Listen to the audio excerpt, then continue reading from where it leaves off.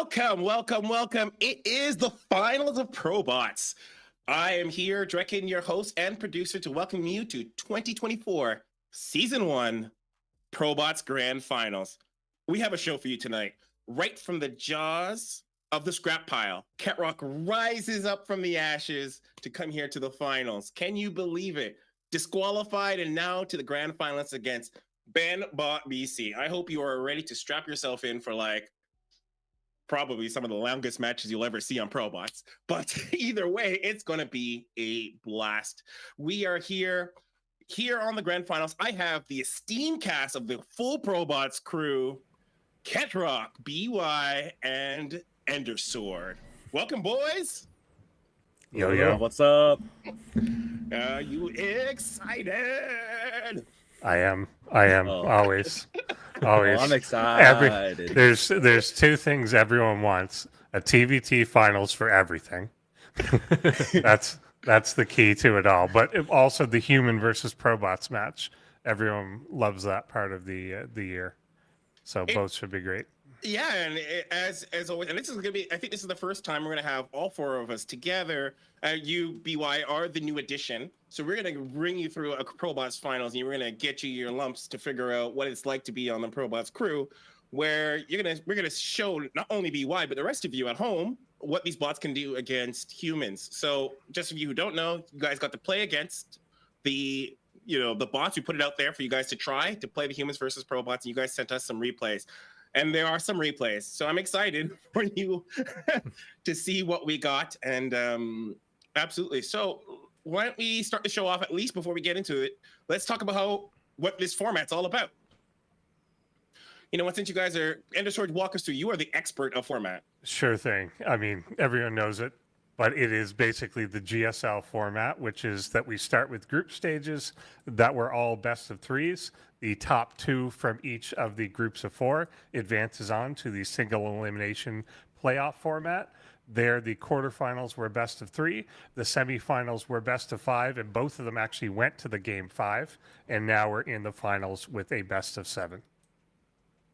Yep, and that's it. And so the humans versus ProBots, which we will be talking the format as well afterwards, is just like Pro League format. And I don't know, I never realize if that's like also Pokemon style, or if that's actually no. Okay, it's not Pokemon style. Yeah, Pro League format is just that there's a prearranged matchup, like 1 versus 1, 2 versus 2, like you decide who your opponent is. Pokemon style is the all kill format, where you put your Pokemon out and it stays till it dies. That's Pokemon. So it's the opposite of Pro League. The GSL Team League format was Pokemon style. The original Kespa Pro League is Pro League style, which is 1 versus 1, and then you have your ace you can revive at the end.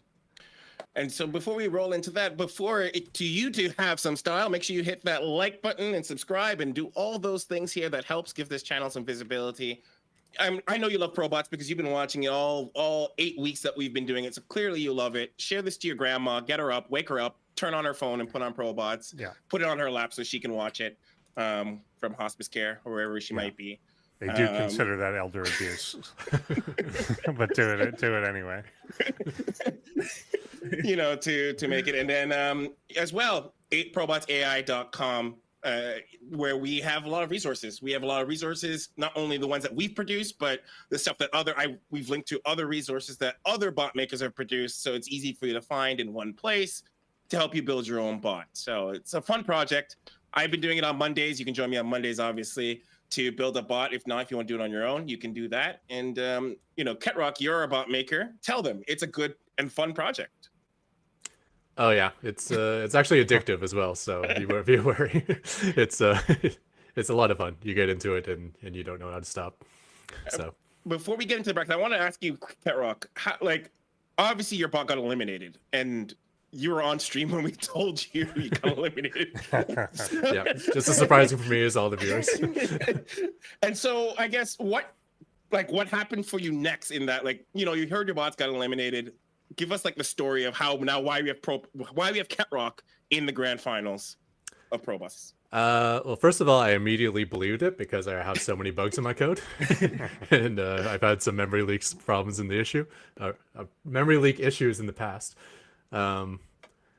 Yeah, I don't know. I tested it out on a very similar environment, which is AIArena.net, and I didn't see any issues versus Micro Machine.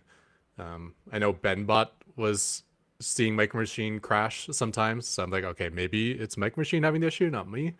And then I left it to you guys, and you guys did the investigation, and apparently I'm still in the tournament, so that's awesome. One thing, and we'll bring this up when we go back to the finals, but your bot has an Achilles heels with Equilibrium. Yes. So I think I reversed all of the bases in that map. So it thinks it's spawned in the enemy spawn, and it tries to build its first depot in the enemy base, and then it says, hey, there's enemy units there, so don't build any structures there, and then it just does nothing for the rest of the game.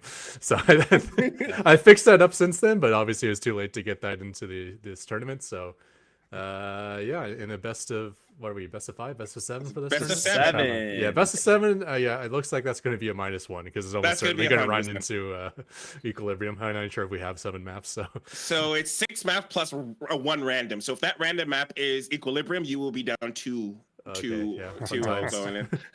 But is the random map at the very end? It's at the very end. So maybe you've already won at that. Yeah. Oh, If it goes to game 7, you're yeah. Comes to game 7, there's 1 in 6 chance of auto losing. It's fair. Win fast. That's always the possibility. Yeah. Why don't we go BenBot and myself are both Java authors, so we congratulate each other. And Lozier said to me that I hope every game is on Equilibrium, was his message to me. So why don't we take a look at how we got here? All right, since casters, you've been here. Why don't you give us the walkthrough of how we got here? Well, Even though this is finals. Yeah, well, let's just start at the semis. But yeah, you want to go all the way back to the groups? Is that what we're trying to do? You take us there, and the production will follow where you tell us. Okay. Well, do we have at least the full single limb bracket? That's a good place to start. I think they do. Maybe Production. they do. Let's see single limb. One round back. Yeah. Here. Oh, great Oz. Oh, this is all right. This is the group. Okay. So this group, nobody made it from this group. There we go. Yeah. So basically, tier there were a lot of the 2-1s in this. A lot of things went to the ace match. Yeah. Tier beat Sharkbot 2-1. Ketrock did take out Micro Machine 2-1, even though we had to play it the week after due to the issues mentioned, and that one loss was on Equilibrium, like we said. Then Ketrock going 3 games over 2 to tier. On the other side here, which they are just filling out now, BenBot, I believe, going 3-2 over Zozo and beating Phobos, who is author-wise the maker of Eris. So BenBot taking out Phobos there, who's a very capable bot. BenBot has gotten just kind of better and better each season in a very unassuming way. But yeah, we're here now. BenBot's one of those characters. I know I said this in my intro, and I should have double checked myself. It might be fake news, but is this the first time we've had BenBot in the finals? I feel like I think he's been best of or top 4 before. Top 4, I think it's the first final. I think so. I think this is the first time we've ever had a BenBot in the finals, Yeah. and definitely a Ketrock BenBot finals for sure. But I wasn't 100% sure. Okay. What about yourself, BY? I know you're new, and so you've got to sort of get this perspective of coming up. What were some of your favorite forms of coming up to seeing up us to this point? I mean, any game where it was super close, where one interaction kind of changed it. I really enjoy those kind of matches. So Zozo, I know, had a lot of those with the pro brush and kind of how it worked out. And the BenBot Zozo match was felt very up in the air, and it could go either way the entire time. And we actually, we had a decent amount of matches like that. If we're looking at brackets, though, I do want to check out the Group C really quick, because Grand Finals is a rematch. Oh. So here it is. BenBot and Ketrock have played before, and it was a 2-0. And so, I mean, we'll see how Equilibrium plays out, how many times we get that in the map pool. But yeah, Group C, Ketrock looked pretty unbeatable. Obviously, with the semis and stuff, it was more game 3s and game 5s. But group play, it was a clean sweep all the way through, including through Benbot. So yeah, I think there'll be some close games, but I am expecting a Ketrock W. Probably like 4-2 is my guess if we're doing predictions. Oh, we're not gonna do predictions yet, but I will get your predictions. What I wanted to okay. before we get the predictions, you need to get all. If you're gonna do a gamble here, you need to hear all the information. Ketrock, did you prepare for Benbot? Did you do anything with a Benbot? Did you prepare for a Benbot finals? I did not do any bot specific preparations.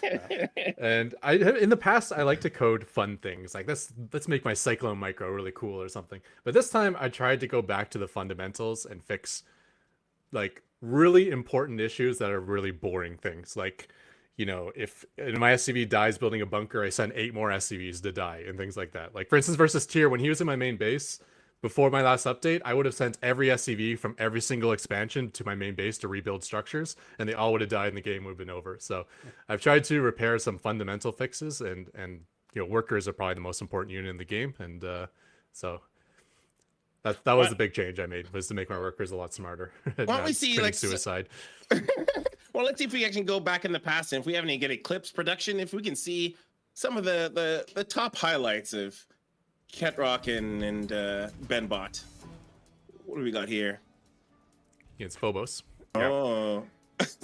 This is a Reaper humping a pole. Let's pretend the Reaper wall just worked, okay? Yeah, these ones were always kind of close. Like Phobos was able to get tanks and Marines in position, but was never able to like really push in past the bunker defense that Benbot puts down. Yeah, and Phobos has a really strong synchronized push with his air units and his tanks and his bio protecting his tanks, and I could see that push like crushing through many bots. So Benbot did a really good job of holding that off and using his larger economy to eventually win with the mass BC.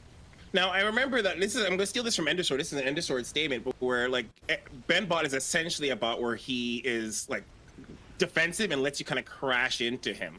And I feel like, I hope I'm not misquoting Endersword. I feel like that's something you said where sounds like me. Sounds like an Endersword statement. Sounds wise enough, yeah. Wise enough. But I've always also seen Ketrock as that kind of bot as well. So are we going to see kind of no bot aggressively moving towards each other? I think Ketrock is patient, but does inevitably move towards you. Like that.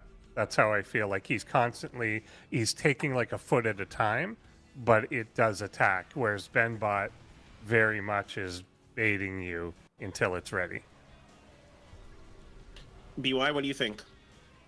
Yeah, I mean, I feel like Ketrock gets on the map so that they can expand a ton, right? That's Ketrock that takes like 12 bases at a time.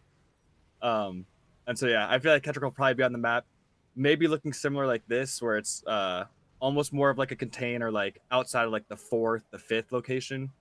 But I think I'm most interested in the army comps, because I feel like we've had some TVTs of bots that look more similar to human TVTs with like Marine, Viking, tank, and that kind of like juggle and that dance. And I feel like these games will like start like that and then get very weird very quickly with the BCs and the Ravens and yeah, just not typical looking TVTs. Oh, this is a great highlight too. Check this out. Ketrock kicks ass on this map. Yeah. So good. And so this is obviously a prelude and probably a preclude of when Equilibrium shows up. Whether or not we'll show that match is going to be questionable from a production perspective. But yeah, that Equilibrium still in this grand finals as an Achilles heels and a guaranteed L for Ketrock for sure. But speaking of Ketrock, Ketrock versus Tier, and we're gonna get to that at a point. But your Ravens were very passive against Tier's Thors, and will that be the same for Benbot's BCs? The Vikings won't be passive against BCs, so that's kind of the main weapon I have against Battlecruiser. It's just the question is, will I have enough Vikings? My bot doesn't really have much of a concept of an army, so one Raven thinks it's not a good idea to fly in range of one Thor, and then that kind of expands into 50 Ravens not wanting to push on one Thor, and that's obviously really dumb, but that's the way my bot is coded. I did do some fixes to that because I think I lost a Dominion dog in a similar style way back when. But yeah, when it's that many Thors, my bot just is just always waiting to engage for the right moment and never finds the right moment. So it's just just sits there and watches. Well, then, But like I was saying precast though, like that's not necessarily a bad thing for Ravens because Ravens is the one unit that gains value from doing nothing, in that it's building up energy. So when my bot finally did push out, I was able to like evaporate 2 bases. So yeah, at least there's some value to doing nothing with Ravens. when you say that your bot doesn't have a concept of an army, is that like a philosophical statement where it doesn't think an army is a thing and it's like there is no spoon? Or is that more like Army of one? Yeah, I mean, like mostly my units micro based off of their own information, and their own information doesn't involve, how many units do I have, how many units does my opponent have. I'm mostly just kind of looking at like, I am one unit fighting by myself. What should I do? What's best for me? And sometimes that's not what's best for the group. so it's like an American versus like a collectivist society where it's like I'm going to maximize my own happiness and be damned for the rest of you. Yeah, Okay. there is some exceptions to that. Like I've done some hacky things to do it to fix around that, but I haven't really set up the whole army concepts to my bot. Like I know a lot of bots kind of like they first decide what's best for their whole army, and then they look at what's best for like the certain squad, like that happens to be on the map together, and then they look at what's best for each individual unit. So there's kind of like 3 sets of micro information going in, where my bot kind of more has just the 2, just the game as a whole and the individual unit. Is that a Java framework limitation that you didn't do, or is that more like you yourself didn't think that was something you wanted to do, or what insight on that? Well, the Java framework's very raw, so you need to do everything yourself. And I took this project on as kind of a learn to code sort of idea, mostly for myself, because I hadn't coded for anything for like 15 years prior.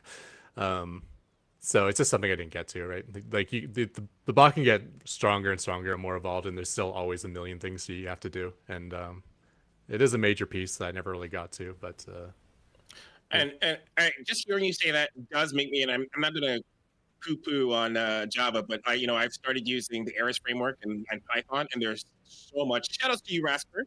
There's quality of life stuff in that. But hey, both are finalists or Java bots. yeah.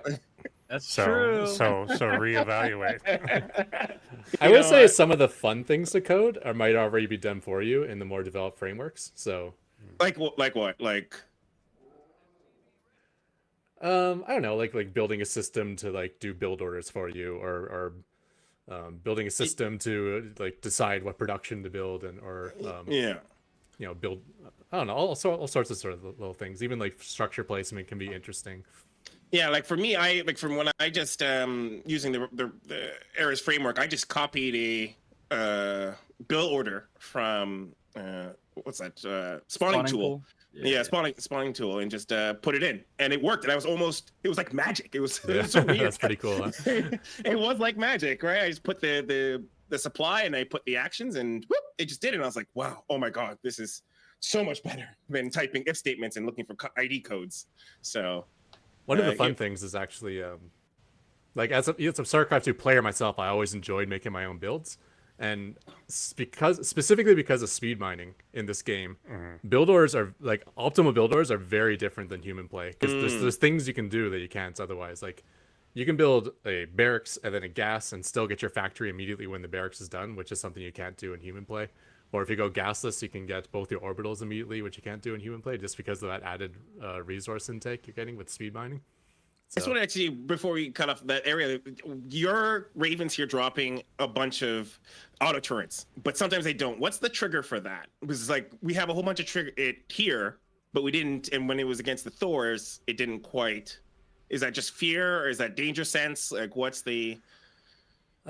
Whatever code I have to decide when to jump just never wants to jump on 17 Thors or whatever was there. They are certainly more aggressive when they're near a planetary that's under attack, but even then it didn't trigger. So, which is too bad because all those Thors were in high impact mode. So I think the Ravens actually would have taken the fight like pretty handily with all that auto turret energy. But yeah. But like I said, like at least they were gaining energy while they were doing nothing. So when they did push across the map, they could throw down like 20 auto turrets in every base and wipe out Tier's economy. But yeah, I definitely need to work on that logic. Absolutely. All right, so I think we're running close to moving on to the next part. But before we have like a Benbot Zozo, I would actually like to hear some predictions since we're about ready to get into our next part. BY, now you can give us the. Sorry, jumped the gun a little bit. I definitely expect Ketrock to take it. I definitely expect Ketrock to lose Equilibrium if that happens before 4 maps. Safe prediction there. And then I think Benbot can maybe take one other map.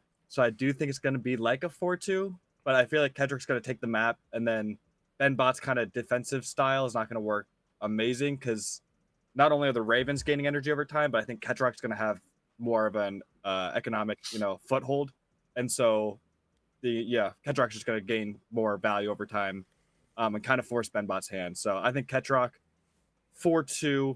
I want Benbot to take one game other than Equilibrium. Well, Endersword, you are the papa. You're a ProBots papa. You've seen some of these bots when they were like a little bit of code in their author's eye, and so you have like the longest sort of history of seeing these bots. Like Benbot has only recently become, well, not recently, but he's been consistently strong, but only becoming the lexicon of ProBots only in the last few years. Yeah, and I think he's added things like when Bedbot first came out, the whole premise was rush to battlecruiser, and that was the entire thing. That basically would get to a BC, warp it into your opponent's mineral line, hope that does a lot of damage, and then spiral from there. That's since been made much more defensive, much more resilient, much more tactics to like, how do I survive to the point that I get to the BC? And I think the thing that could play in his favor, like if Benbot wins, I think it's going to be from something like an early contain that worked, the bunker rush that it does, something like that. I think the later into the game, I think just the way that it wants to go and the way Ketrock wants to go, the BCs probably lose to a bunch of Ravens and Vikings. Just kind of, I think that's the inevitable path of it. But yeah, if it's able to take some initiative quicker, get some early game advantage, and then get to that point, then I think that's when Benbot has the best chance. But yeah, I'm also on the side of, I think my overall prediction would be Ketrock for sure. All right. So, and then obviously we're going to round this off with Ketrock. Let's hear your prediction of where you think this will go. I bet you'll say the opposite. Let's find out. I think classically my bot has definitely had an advantage over Benbot, but I don't know what new things he's bringing to the game here. My bot struggles with bunker contains, and I never really dealt with that. I never fixed that up well, so Benbot also like takes games often off me with that. And other bots have surprised me with mass BC and just overwhelmed me. I think it even happened in this ProBots at some point. It wasn't by Benbot BC, but he's the BC master, so he may have seen that and taken inspiration to try that on me as well. There's a lot of ways I could see my bot losing, but I'll give my bot the edge. We'll say a 4-3. Yeah, Benbot's patch notes do include that he's made alterations specifically for Ketrock. Oh, snap! We didn't talk about that. So, but there was no details of what that. Answer. Yeah, I changed my. There wasn't like a detailed description of what that meant, but basically, his last patch was made updates for Ketrock and Phobos, specifically. So actually predicted Phobos was his next opponent, but then he didn't include Tier and just put Ketrock. So interesting. So he obviously predicted that. Yeah. Well, I guess he had the advantage of knowing that he was only facing Terran no matter what. Yeah. Right? Yeah. So that's That's a pretty strong like level of, and I think that obviously gives you advantage when depending on your bot's best matchup, you could just code for one specific line of bots and get away with it. So you know what you can't get away with though? Not hitting that like button. I see you. I know you watching the chat. You know where you are. You hit that like button. Visit us on ProBotsAI.com. It is Get your boats in the chat. Get your boats in the chat. Absolutely. Check out some of the extra content we have here on the channel. After ProBots, those of you who have been hitting me in my DMs about bits of code, the next episode releases next week. Don't worry, it's there. It's going to be on the channel. So you have to hit that subscribe button if you want to get notified. That's just the way it is. All right. So we are going to, just for you guys who don't know, Ketrock and I, we're going to be jumping off and we're going to let our casters handle the rest of it here, leaving you into the humans versus Probot exhibition. But we'll be back. Don't worry. We'll be back because we'll be making sure that you guys get your daily dose of, myself, whatever that might be. And then Ketrock's valuable insight on how bot authors during between matches and during between sets of the actual grand final. So we'll be back. Don't worry. Hey, wait, Draken. Yes, you have to do your prediction as well. You don't. Yeah. What the heck? Yeah. Like, is that like favoritism if I predict? Like, well, it's favoritism. We all predict. They're robots. They don't care. Well, okay. I'll say this. I'll say one thing. Might care. I'll say one thing is that I actually don't know. I purposely make sure I don't know the outcome. So I'm going to make sure, even as a producer, only people who know are the observer. And actually, just the person who plays the games, so the technical admin. So I don't know. So don't take my prediction as any kind of thing. But I am going to predict. I'm actually going to say BenBot BC, and you know why? I think that Equilibrium is going to play a bigger role than any of us will have ever have thought. Just because I don't know. I have a feeling that it will come up, and I don't know if it's just Equilibrium. I wonder if there are other maps that just were not. That may have also been caught in the Ketrock bug trap that won't play out. Because I don't know, like, this is the longest set I think Ketrock has played. He played the best of 5, so I guess maybe we would have seen the other maps.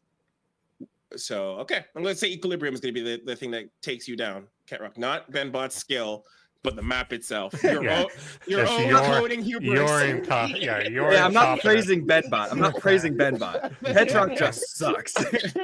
I want that final screen to have the trophy and say Equilibrium is the winner. Yeah, both BenBot and Ketrock get thrown in the scrap pile. Yeah, that's it. Just like I just want to say, Ketrock, your own coding prowess is what did you in. Absolutely. All right, so we'll take it off, and we're gonna go to the humans versus ProBots, who will let our casters Endersword and BY take you off. Beautiful. Indeed.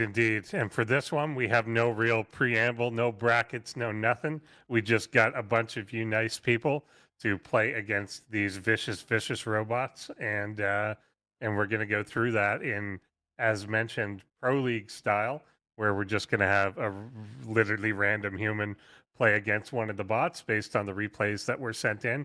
I think we got a lot of them this time, so we had a lot to pick from. And we kind of tend to go up in ranking, where we start with kind of the lowest ranked human that we have playing against the bot, and we're going to be starting with someone that says they're unranked, but I think Rasper's pretty good. But the human is Rasper, one of the bot authors, playing against Tier, but he's listed as unranked. But maybe we could try and guess what his real rank is. Okay, it'll be rank roulette and bots versus humans. Yeah, definitely. I don't like that. But then we won't get like a real answer unless he tells us in chat. But yeah, just which one of us can convince the other one that we're right? Exactly. But yeah, this should be a decent start to things. Tier. Actually, I don't know which version of Tier is on the bot thingy. Because the 4th letter is the race, right? Yeah, exactly. And I think the one that he originally made playable against humans was the Protoss one. I don't know if that's been updated. So let's find out when we jump in here. And I think we're ready to hop right into this. Let's do it.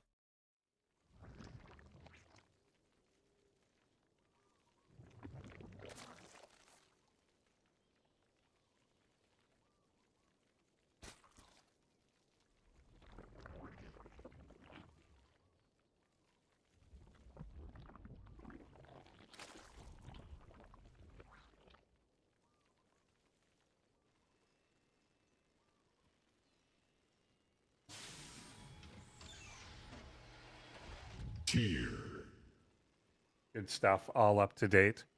They might even both still be on. I don't know if he maintained the Protoss one, but he had some stuff in there that was like kind of, it felt like human specific. Like Oh, okay, yeah. they have to make some tweaks to these because it plays in real time instead of the speeded up time, and so it kind of processes differently.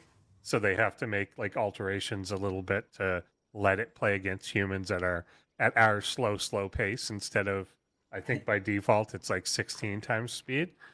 So certain ways that things work don't calculate it the I same. think we should make the humans play at 16x speed. Yeah, I think the I bots would think do so real too. well. Yeah. We could All right. only get players that like those kids that have beaten Tetris now at the super high speed. They'd be the only ones able to keep up. To even comprehend what's going on. Yeah, yeah. So All yeah, right, Rasper Tyrion with going the scout. a nice macro opening. Yep. Getting that third hatch down. I think it's made like 2 lings, 4 lings, but nothing too crazy. So not trying to get aggressive or anything. The first Reaper, I feel like when people think about bots, they feel like, you know, that first unit could like almost win the game with like if you have perfect micro and, you know, do all these things right. But the first Reaper is unfortunately going to be going straight to that third and just tickling that hatch as it builds up. Yeah. Yeah, that's all it wants to do. Some pre-damage. It's not as ambitious.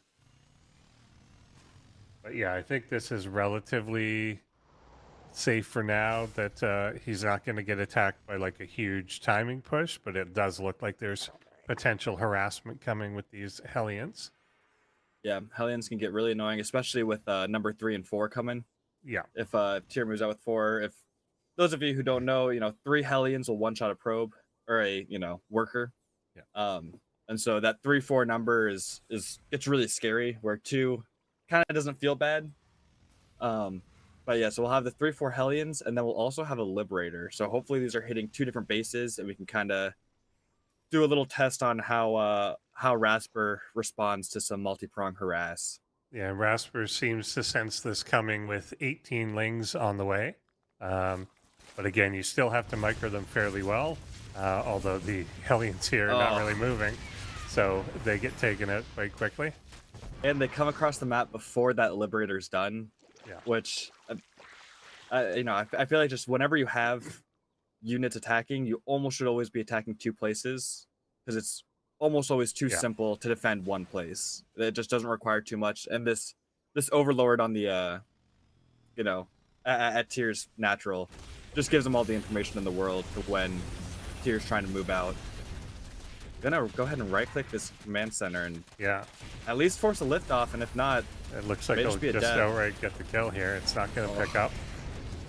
And the Lings running wild. The Liberator not really responding to this. Could easily just kind of camp on that ramp, but clearly wants to do something else. A lot of damage Lings, but not a huge number of them dying. And these Hellions are not very strategic in how they're coming out to deal with it. They're just kind of wandering into the middle of everything. Yeah, and one at a time, where you get a couple of them, and then you really start taking out lines of Lings at a time. But unfortunately, each of them got kind of caught up by themselves or in just, you know, pairs of 2 or something, and Tier's looking pretty rough right here. Yeah, and the Liberator really wanted to do this, which is go into the middle line. With 1 queen there, would be able to take it out, but 3 of them converging on the spot will drop them. And yeah, not looking good. And yeah, Tier just kind of acting in such a way that it doesn't seem like he's responding to any of the micro at all. Yeah, it's sort of a 1-player build where it's like, I'm going to do this regardless of what I see. Yeah. And that's just not going to work out. I think Rasper does seem fairly high level. You know, not, you know, anything crazy, but the build order was a real build order. And, you know, they were able to scout and respond to what they saw, you know, in a very reasonable way. And so I feel like Tier, without any specific tricks or taking into account like that it's a human and, you know, any other different playstyle, looks like Rasper is going to clean this up pretty quickly. So many Banelings. Yeah, it does take out all the workers there. You don't usually see the Banelings used in the ProBot stuff. Just because other bots are so good at usually splitting and microing against them that they're not efficient, really. But there we get efficiency is not the concern at the moment. We get Banelings just taking out the command center. Yeah, And- well, and they're not even. Yeah, there's no army to fight it. Yeah, So yeah, just styling on them now. But there we go. Yeah, I kind of think probably about a diamond, something like that, yeah, maybe. Yeah, and then yeah, just kind of doing as he wanted at the end. But he didn't get too much resistance to things. You would be able to see like the skill level better if he had to micro against Hellions that were trying to get away instead of Hellions that yeah. just sat there. Because yeah, Well, and again, if they hit at the same time as the Liberator, and Yeah. when you do that, then you're going to want the Hellions to hit at the third rather than the Yeah, natural. yeah. So you have kind of Yeah, more split. stretching And you, them. yeah, force those Yeah. queens to not all clump up. Yeah. But yeah, the way it went down, it was like we talked about a lot with like when the zealots or the roaches just go down one at a time, and you're never going to win a fight with one or two of those kind of units. Yeah. The real power is when you have 4, 6, 8, or you have multi-prong and they can't just take their whole army to go grab you. Exactly. Quite true indeed. And yeah, that's one thing. Like again, they're not going to spend a lot of time doing it, but if ProBots authors were really designing against humans, you have to remember that one of the resources is always attention. Like just the Yeah. limited actions that humans have that bots do not have. So yeah, the multi-pronged stuff is just even more effective. And the fact that you could hit with like 10 prongs if you feel like it is Yeah. going to overwhelm pretty much anyone. So we are going to hop into game number 2 of this. It is going to be against this time actually diamond player that admits it against Micro Machine. It's going to be Alpaca TV, which is a great channel. I love the name. Let's see how they do.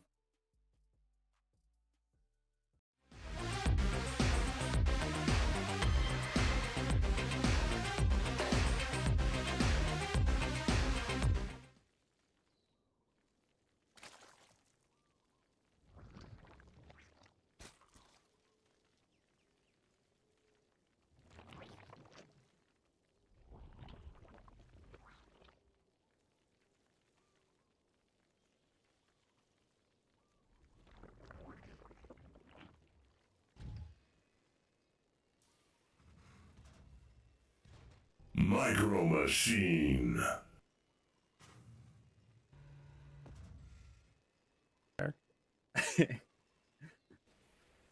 And we got Micro Machine with a proxy of some kind here. So Micro Machine does do this. This is one of the Ooh. ones that does have. I think he has the capacity to do this against bots, but I've noticed over several seasons playing against him, what he does is his first game against a human almost every time is a proxy Marauder build. Okay. Which, if you don't expect that to come, particularly as a Protoss myself, then Yeah. it can surprise you. I was gonna say the race against Yeah. Zerg, it feels like probably the weakest. I mean, it feels very strong against like the first couple queens, but Lings, it just doesn't feel like you really want Marauders against Lings. But I mean, if you can overpower quickly enough and have some of that, bot micro, I could see this going okay. Yeah, get a couple out and it might work. A Marauder is going to come from behind here, and one will pop out shortly. And again, with the concussive shell, it does kind of work, particularly this kind of accidental surround here. Yeah. Is potentially going to work out really well. Well, and off creep with the kind of, quote unquote perfect micro. There's some opinions on, decisions and stuff, but the actual pullback should be, pretty close to perfect. Yeah, with concussive shells, this actually might look really bad really quickly. Yeah, particularly off creep like that, they really, really slow down. Getting a drone here, and the queens have to do a lot of work. If they could separate the pack like this, then this may be okay for a bit. And it'll be down to how quick reinforcements can come in. I would say one Marauders Marauder are not fast, and one barracks is across the map. So the speed of the reinforcements is a little scary, but the more that Micro Machine can pull Alpaca TV off creep and kind of trick him into chasing a little bit too long, that's just going to pay dividends. And Micro Machine actually pecking up too. I feel like usually when I see Marauders, I'm expecting just Marauders forever. These are some good surround. Yeah, once speed was done there, and a lot of these were a little damaged, like that was a pretty good defense. Three queens is pretty stable. It's going to take you a while to kill those, and he's always going to be able to produce lings faster than you could kind of chew through them. Yeah. So yeah, it looks like he's held and turned the tables after. Yeah, just responded well. Like the queens were the key to that. Yeah. And saving up those lings and not chasing until you have Yeah. 15, 20, a good number to actually surround and still lose, 5 while you're surrounding and be totally fine. And now this gets really scary. There was a factory built where I feel like if they really hold up, they could maybe get out like a tank or something, but trying to take a natural, I feel like is going to be the nail in the coffin. Yeah. Yeah, and it's luckily it wasn't like fully established. Like there's not a bunch of workers down there or anything to die to this, but yeah, we'll end up losing this. Hopefully he does cancel the lift, but it almost doesn't look like he is. Yeah, I feel like okay, there's the lift at least. The repair bot's down, but they'll get killed. and then just lands it. Just landed, arrogantly landed, lift again. Some repair at one of these okay, yeah, there's the second depot, and with the Hellion behind, he may be able to at least hold and stabilize here. And it doesn't look like there's more units on the way. It looks like he's actually switching into like the attempted Baneling bust, potentially. Hellion coming down, not the smartest, but is he gonna let him in? He lets him in accidentally. I mean, it almost seems like whenever Hero lets lings in and then kind of cleans them up, and it's like, was that on purpose? Because it was like just the right amount of lings that it didn't actually destroy his economy, and now you took out 10 lings because of that. But yeah, I think banelings are going to be a pretty big problem. I would really like to see. I know there's a tech lab coming down. If the factory is getting a tech lab and we get some tanks out, I could see maybe stabilizing. Yeah, there's a tank coming. Micro Machine having kind of the economy quite a bit behind is an unusual position for him. He's usually expanding massively while doing some of that aggression. But this will be interesting because while the Baneling bust in usually is like a decent follow-up to this, having some units out that we know can split really well and absorb that really well and target fire down Banelings and stuff kind of throws that into doubt a little bit. Yeah, well, and Alpaca TV is losing a lot of lings before the Baneling nest is done. The army supply for Alpaca TV is 10 right now. And I assume some of those are queens. So it's like, there are no lings anymore. So although the Baneling nest is done and even the Baneling speed is getting researched, we have no armor units, and they're supply blocked. Yeah, he's going into Hydra now instead, and I think this may be the thing to do. He may even have wanted to cancel this Baneling tech, but maybe it can come into play later. But yeah, the window for like a bust is probably gone at this point. I mean, not probably, just is. Yeah, and I think that'd be a really good sign if Micro Machine was taking a third and kind of setting up defensively and just getting ready for that, eventual Hydra push. But instead, Micro Machine's moving across the map with the 2 tanks that they have and 6 Marines.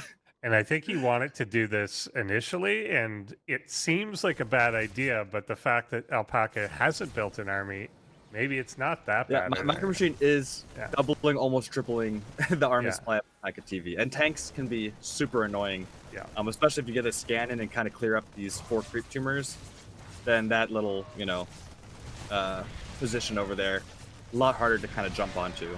Yeah, little worry. Okay, he's pulling back the queens. I was going to say, if he jumped right on them, it actually would have been fine. Well, especially because it's a human, right? Like, yeah. Bots, I feel like, would be a little too afraid to get in range. Yeah. But as a human, you should just, jump on this as now they're doing with the lings. Yeah. Oh, I kind of hope the medevac would do a hot pickup. Some Clem beyond type micro. That would have been fun. And now we have going 30 somewhere. lings coming in. Yeah, he kind of responded to that by not taking it lightly and just dumped everything into it with a bunch of saved up larvae. The Marines here doing okay splitting, but are gonna kind of get picked off. Although these 2 hero ones in the front with a medevac of their own. Now the reinforcements coming to help a little bit.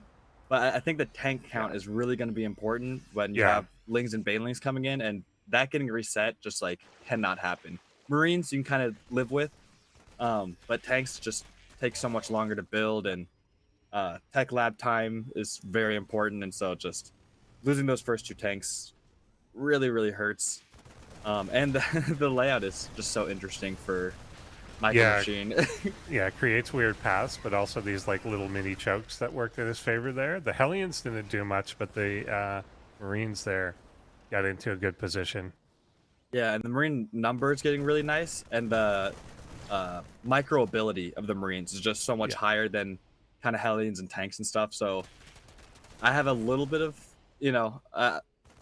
I like the Marines Yeah. against these Lings. If we get like lurkers or kind of get the next step, I don't think Hydras are going to be a huge change. Like I don't think they're immediately going to be able to end the game, but I think the next level of tech will be really, Yeah. painful for Micro Machine.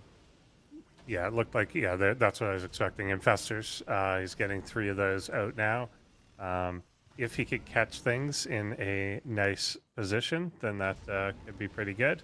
The Marines pushing onto the creep here now, but yeah, they lack some of that heavy support. Yeah. And we're gonna watch this base, but there's a fight over here. The Baneling hit reasonably well there. There is 1 tank in the back, but it's not going to be able to hold here against one more a whole tank, bunch. but yeah. And I feel like if Micro Machine could get a Raven out or use some of the scans offensively to clear some of this creep, I feel like these fights would be a lot easier. Obviously, the Marines can already split against the Banelings, and then off creep, it just becomes even easier to not get those ginormous hits on your Marines and really split and run away and kite. But on creep, it only takes seconds it's to lose so much. Yeah, it's definitely tough. And yeah, the Infestors here, I want to see the coordination between the Infestor and Banelings so that they cannot micro back against them. This is a big morph-in of Banelings here, and the army just looks a bit out of control, about double the size, and it just looks like pure damage that is potentially coming down Micro Machine's throat. And he's not really in like a defensive position or anything either. Yeah, he's spread out very interestingly, where there's a barracks at the triangle third, and there are 2 barracks at the linear third, but no actual third base. So there's not a clear spot to you must defend this to win. Yeah. You're already kind of in a losing spot because you don't have a third. Baneling flank. Oh, God. Hugely into everything. The Lings get a little in the way. There's the infestation. And the fungal. Yeah.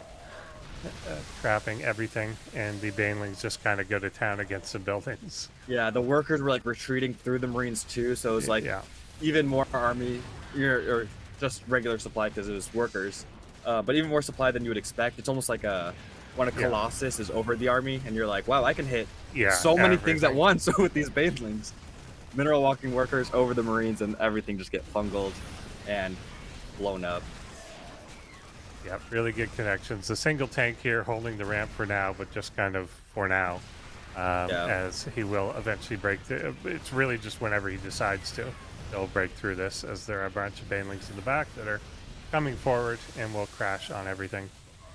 Yeah, and even just Overseer Hydra, as soon as he got high ground vision, the tank was done. Micro Machine, I really wish that third base would have come down at one of those locations, and then you can kind of build up more of a defense around that location. But it was just they were long distance mining from 2 different bases that they hadn't taken yet. Yeah, and I think, like you said at the very beginning, the racial matchup too of doing a proxy marauder against a Zerg is not going to be particularly high yield. You have to really catch them out. Like, you're better off doing the Marines if just especially Marine. reactor Marine. Yeah. But Marauder not quite as effective in that situation. So I think it defaults to doing that against humans, but it's just not as good when it's a Zerg opponent. And he held that quite well and pushed on. So our 2 lowest ranking, as far as we know, meatbags have already won.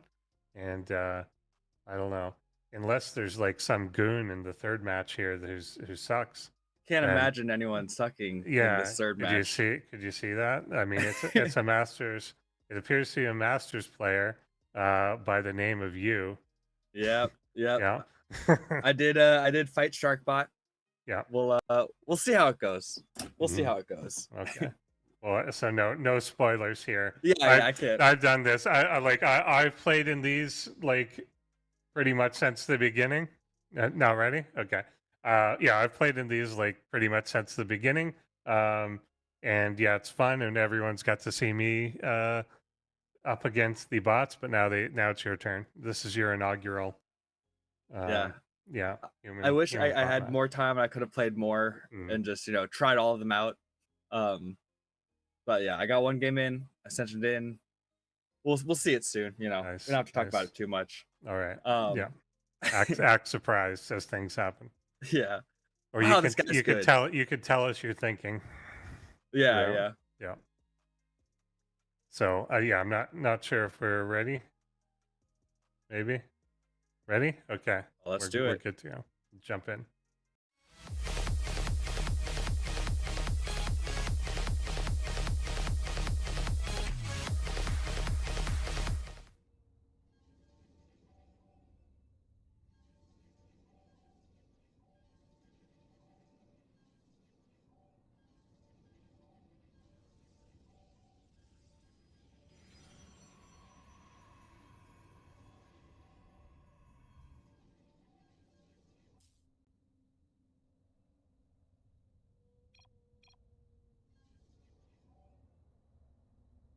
Sharkbot. All the boys have moved Yeah. over here. Are they all just chasing the one probe? Or did they Yeah. intend to do this? Yeah. So I like the max pack style of Protoss Mhm. PvP, and so I was going for a low gate expand, and then he always scouts after that pylon so that you can block the other expand of your opponent. And so unfortunately, I like almost forgot that this is what Sharkbot does, and then I was like, oh no, this is gonna be a little. At least this part is pretty easy, where it's like I'm just gonna run away. Yeah. We had a little bit of a Works. skirmish in my mineral line, but even that, I think I pulled back, and I think I didn't lose anything against Yeah. those initial probes. And it was okay. We both lost one. All right. I thought I Okay. fought it pretty well. All right, he finally caught that stray one, and it's hard to see what what it's attempting to do here, because this just doesn't seem appropriate in any universe. Yeah. Well, they started attacking the pylon when Yeah. I first came back, and so I built a second pylon because I was like, that's the only way I lose, right? Is Yeah, this pylon goes down and I don't have any units. But yeah, now I have a zealot out. I don't want him to get surrounded, so I kind of just hide him in the corner for the first while, and then I make a nice little zergling kind of wall where I can just tuck the zealot in. But yeah, I wanted to play a little bit more of a macro game, and I just totally forgot that this is Sharkbot, and that's not what Sharkbot does. Yeah, Sharkbot did not want to play macro game and is outright refusing to, despite all evidence. that he Yeah. should. Yeah, so I felt pretty good at this point, Yeah, oh, totally. I felt I would, pretty confident. I would think so. I would think so based on that. We've got the good defense here. We've got the entire worker line basically chasing one thing. And, But look how nice I am. I bring him yeah. back to his minerals, Oh, that's kill pretty this good. probe, and then you can start mining, Oh, Yeah. or you can run across the, the map again. Absolutely refuses to do that. That's too rational. At least he's not adding more probes to it. So any new ones he builds do continue to mine and do their own thing. This would have you believe that it's some form of even game. It is not. Yeah, the minerals lost. Yeah. He's been more efficient, killing stuff, I guess. Yeah. Income doesn't look great. No. Yeah, I and I suppose just not. play it super safe. I'm just gonna build up and pretend like we're playing a macro game anyway. But yeah, it's pretty rough for your boy Sharkbot. Yeah, he's got that one shield down. Get that zealot. Get us around. Some hull damage, and these these 3 units gonna continue across the map and end things? I think they Who do, but I knows? think I Yeah. like get a Stargate at home too. And Yeah. Bye. I try to get Sharkbot to talk to. I said "uh-oh" at one Yeah. point to see if they would Nice. talk a little bit more. Yeah, and here we go, attacking at the 4-minute mark before the gateway is finished. Immediately depowering it just in case there was any doubt. And that a double anything may come Stargate out. +1 air, just in case, you know, if he has a ninja or something. Carrier transitions coming in, you know. I think our bots need to pick their game up. This didn't seem appropriate. It's the type of thing that may confuse a bot enough that it would do weird things, but I'm just going to run my entire mineral line around for 4 minutes is probably not going to kill many humans. Yeah. Well, I feel like if I went against Micro Machine doing the, you know, Marauder Rush, and then Sharkbot went against Alpaca TV, taking an expand and not getting the pool fast, then it might. Things could go a little bit different, but yeah, so far the bots are kind of getting crushed. It seems like the meatbags have already won, but of course we continue to play anyway. But now we go into 2 Grandmasters basically in a row. Highest level meatbags we have. Yeah, so we'll Top shelf see how that goes. Yeah. Next up, we're going to have a Cognite, who you said you've actually played before. Yeah, I have. Yeah. I went back and checked the Magikarp Masters Cup to see, you know, when we played and stuff. It's been a while, but yeah, Cognite, a very good Protoss, if I am remembering correctly. So that should be at least a fun one against Benbot. I feel like this one at least won't end in the first like 3 minutes like the other ones have. Yeah. Unless Cognite is the aggressor, because I don't think Benbot's going to do what Sharkbot, Micro Machine, and even Tier. I feel like sometimes we'll play more macro, but even Tier kind of threw everything in the blender and just kept going. Yeah, pretty much. Yeah, but I have more faith in Benbot, even though it's a Grandmaster. At least we'll get a longer game. Maybe.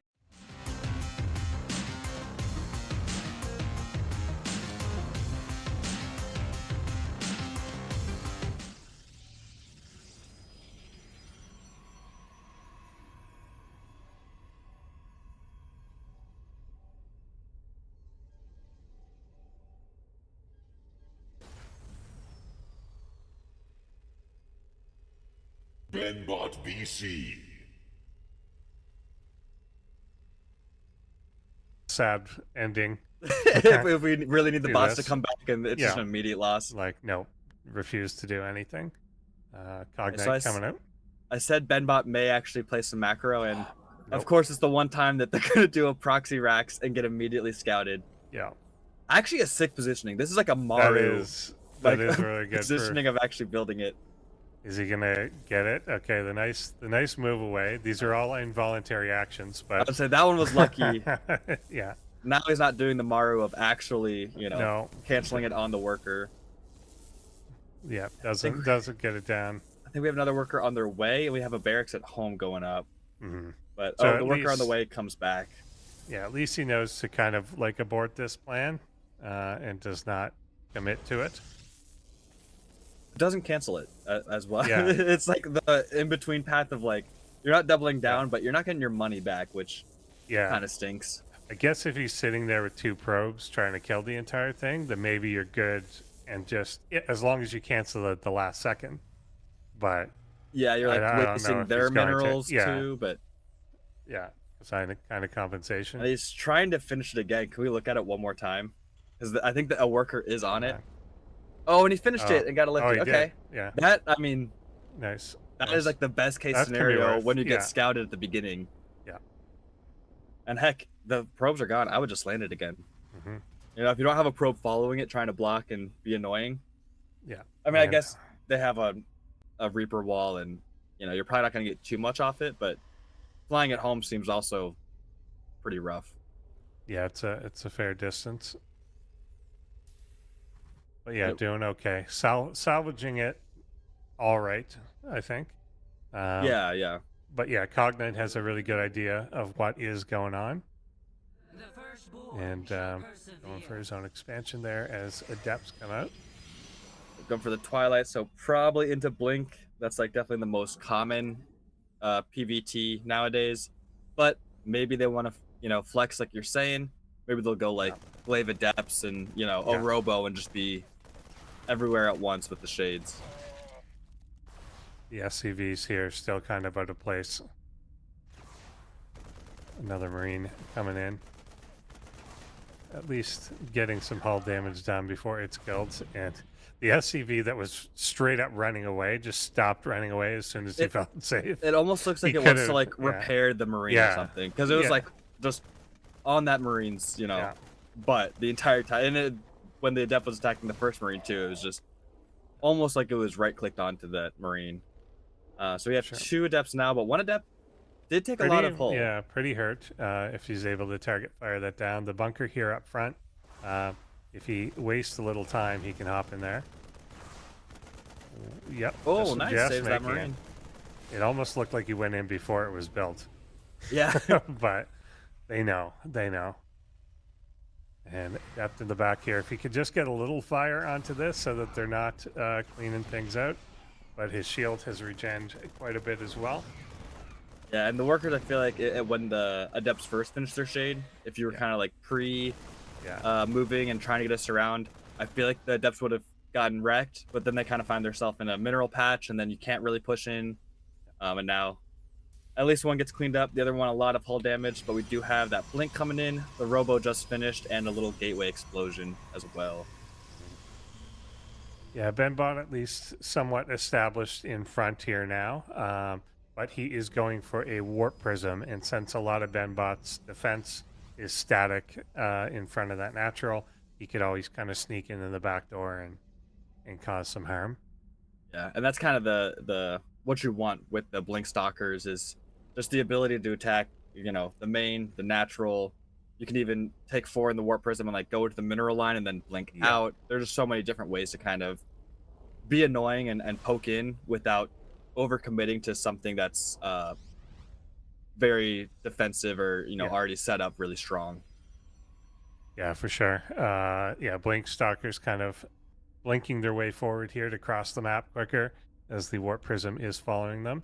There will be a tank set up at that bunker by the time they get there, I think. And Hellion gets taken out as it pokes out to check out what's going on. But a decent defense here. The Marines, though, should not be too adventurous. Yeah, stay by that tank for sure. And I mean, this is the amount of stalkers where you can jump on the tank and kind of go up the ramp and kind of avoid the bunker. But probably not playing it a little bit safer. I do also want to point out that this is a 5-gate off 2 base, which is like, you know, 4-gate is usually like the most aggressive you can be. 3 gates kind of chill. 2-gate is like economical. Yeah. 5-gate is like, all right, I'm ending this game. Let's just let's go. Yeah. I'm done with it. Warp Prism swinging up with 4 stalkers and see what the reaction is here. A Hellion going up, but that's not going to help too much. Yep, and this is kind of what I wanted the bots to be doing against Rasper, the tier bot, with the multi-prong harass. No matter how you split your army, it's kind of wrong because, you know, it's either going to be too much in the main base, too little in the natural, or opposite, you're going to keep too much in the natural and not have enough in the main base. The double bunker actually helps a lot. Yeah, it does there. Clearly, we didn't really get to see that, but clearly he blinked forward onto the tank and then got shot by the Widow Mine that was sitting underneath it, which dented a lot of those stalkers. But now, being in multiple positions at once here, I think that there was enough bio to clean up either of these things, but not both. Not both when they're split up and not knowing where to go. And now there's quite a lot of stalkers, damaged or not, in the main. That it looks pretty overwhelming here. And unfortunately, the Hellions are just not the right answer. Yeah, that Widow Mine really almost did make it work, where the natural got cleaned up pretty well, considering how many stalkers, you know, Cognite had and everything. Yeah. But yeah, I think Pranav talked about it once, where it's like, if a defense is ever too easy, that's a bad sign. You know, like you're losing in some other aspect because you should only barely be able to hold. And so I feel like the natural was a little bit too easy to hold. And that means that the main, there was not enough up there. And, you know, you were missing parts in your game in other places. But Cognite will take it. Meat bags go up 4-0. But we have Eris, who's kind of like the bot, right? Yeah. They haven't been entering recently because they're... Which bot is there? Phobos is now okay, from the same author. But yeah, Eris is the one that is probably the hardest. Yeah, I would say probably the hardest for a human to play against unless you're really at a high level. Just the economy gets out of hand really, really quickly. And just the Zerg ability to be everywhere, creep to be everywhere, whatever. If you don't put a handle on it like quickly, then it can definitely get out of control. But against a Grandmaster, I do expect that we'll be able to handle that. It's really down to crowd control. If you try and just kind of fight it head to head, but we've seen like success with using a lot of like force fields, just really controlling the space, and that's often hard for the bots to deal with. And just hitting certain timings too. Eris often really tries to stall you out to get into the late game and get into that crazy economy. But if you can just kind of cut through that, then it can work. But we'll see as we hop into this last human game. Let's do it.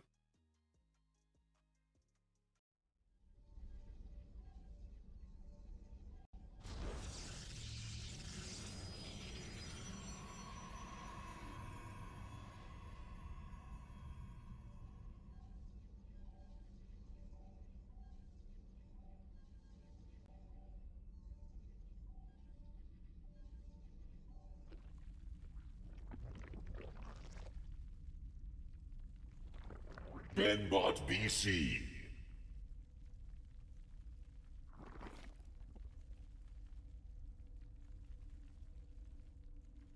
Yeah. But I kind of feel this is the most interesting kind of matchup between these, the Protoss versus Eris.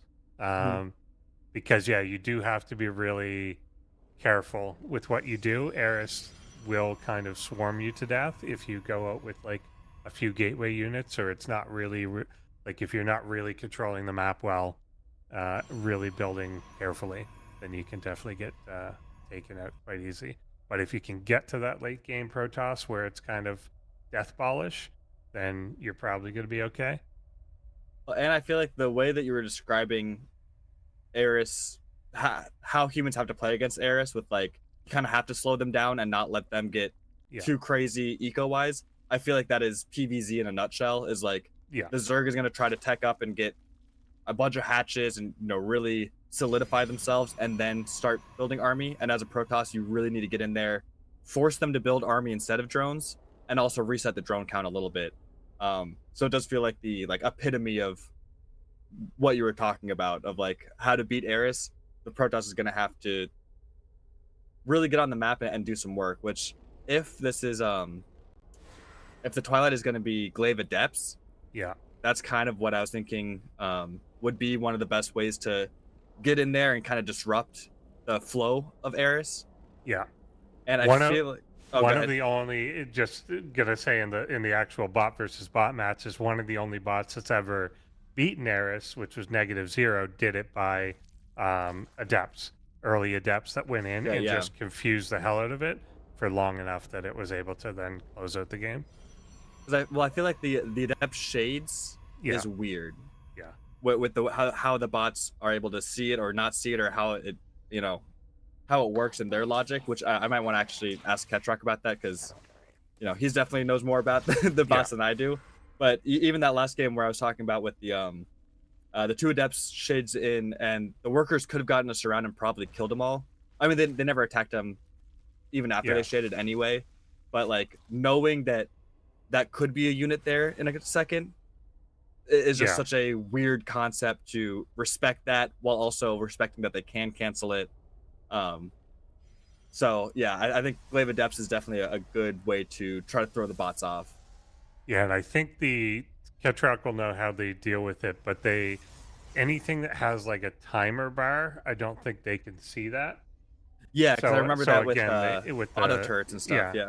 Yeah, and even like the mules that have one, like people have to manually code them, like take X number of loads and then run away, because it doesn't want to, keep minerals in it and whatever. But it can't see that sort of thing. So it has to keep an internal clock. So if it doesn't see when it started, it has no idea when it ends. Yeah, which makes the shades that much scarier of like, all right, not only is this like possibly a unit, I have no idea when it stops becoming a threat. Exactly. Yeah, and like when you're trying to decide to attack the real one, you kind of know, if there's 1 second left, I should go to the other spot. But if there's 4 seconds left, then maybe I do. But if it doesn't know that, then it's infinite time, and yeah.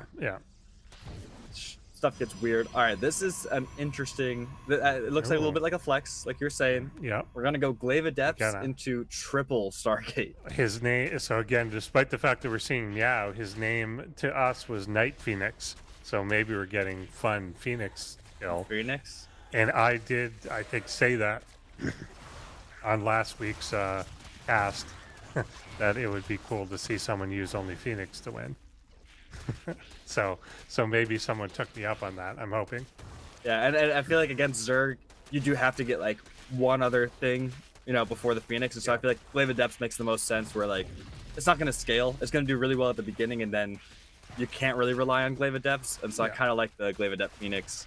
And I feel like one of the biggest counters to Phoenix is just obviously spamming Lings and just having so many small units that you're not going to pick up 100 different Lings. Yeah. And so I kind of like the it's almost reminiscent of Charge Lot Phoenix in like PvT. Yeah.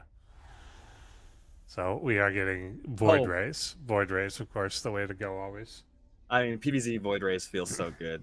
Yeah, they're lasers. What can be lasers? The pre-patch, oh, it was. Yeah. I had a great time going Void Ray Carrier every single game, and so we'll see if we get the Speed Ray, Void Ray speed upgrade, and see how hard we go into them. We're gonna have 6 out though pretty quickly, with the triple Stargate. Lings here looping around, wanted to avoid the fight against the Adepts, but they are just kind of going to the other side of the map, to the third base here. The Void Rays, they're defending, but the Lings could probably get in there and wipe the probes because it takes a while. Yeah, Void Rays do not feel good against Lings. Lings really are just like the Stargate counter, other than Oracles. Yeah. Oracles, and even then, it's like the energy management gets really annoying. But yeah, Void Rays do not kill Lings quickly at all. I love the Worker Burrow Micro as well. Yeah, the Burrow almost always pays off when you're a Zerg player. Yeah, well, and, like it makes sense aggressively, of course, like the Roaches burrowing and healing up and that kind of burrow. But yeah, anti-Glaive Adepts, it's actually working like so amazingly to really not lose those workers where you should be losing like 15 workers when the when the Adepts actually get the shade in and there are no Lings there. Usually that is a much bigger blow to the economy of Zerg. But Eris is really holding on well. Yeah, I don't know how much they have against these voids. Yeah, he's started to make Hydras, but not many of them. Still producing Roaches. And if the Queens were all together, maybe they're a little bit of a speed bump, but individually, it's just going to die very quickly. And he's going supply block. Yeah. Oh, never mind. Wait, the hatch. Yeah. Yeah. And yeah, that's going to knock out a lot of potential for going up to anything else. Oh, you can fight these Queens. Yeah, the economic damage of that doesn't really matter. He instantly starts a layer in another location, which is nice. But yeah, he's just going to go around and pick off these bases. Yeah, the tech reset. It's just not enough. Tech reset hurts a lot for sure. And we are getting that Void Ray speed and +2 now for air. Oh, going for the Hydra Den. Yeah. I don't know about this. The Queens can do a lot of damage. Yeah. There's a lot, and they kind of get surrounded there a bit, but yeah, I feel like the Queens on the left didn't quite get on them to attack, but if they did, I feel like that could have been 2-3 Void Rays down while getting nothing, because I feel like you can transfuse that Hydra Den, and that should not go down. Yeah, the counter attack here is interesting. Whether it's going to warrant any response, there's probably enough to take out a few Void Rays here, but I don't think he can push all the way in. If he gets a base, then that would be nice. Overcharge, I feel like you don't want to be fighting into this. Yeah. But it does bring back, I think, all the Void Rays. I think that clump just came back. Which, I mean, just buying time is kind of good. If you can just get crazy Queen count. Void Rays, I mean, they have the, Flux Veins or whatever, but Queens and some Hydras feel pretty good against Void Rays. Yeah, they're also just expensive. If you could take out this third base here, which the Roaches aren't really focusing on, but at least took out the workers. But he's down to 40 workers, but that's kind of enough to retake this or reestablish yourself. The fact that the Burrow Roaches are still kind of sitting there Yeah. Well, and no It's, robo, so no observer, and obviously yeah. no oracles have been built. So Night Phoenix now going to get some cannons to kind of deal with those burrowed roaches, but Yeah.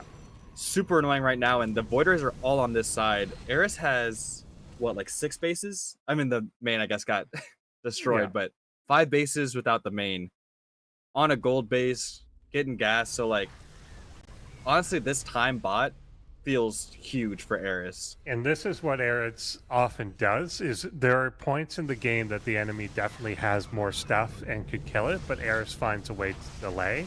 And it's got that same sort of feel of like the counterattack here. If he just kind of keeps coming in, there are cannons, which are now good for both the Burrowed Roach and just small run-bys.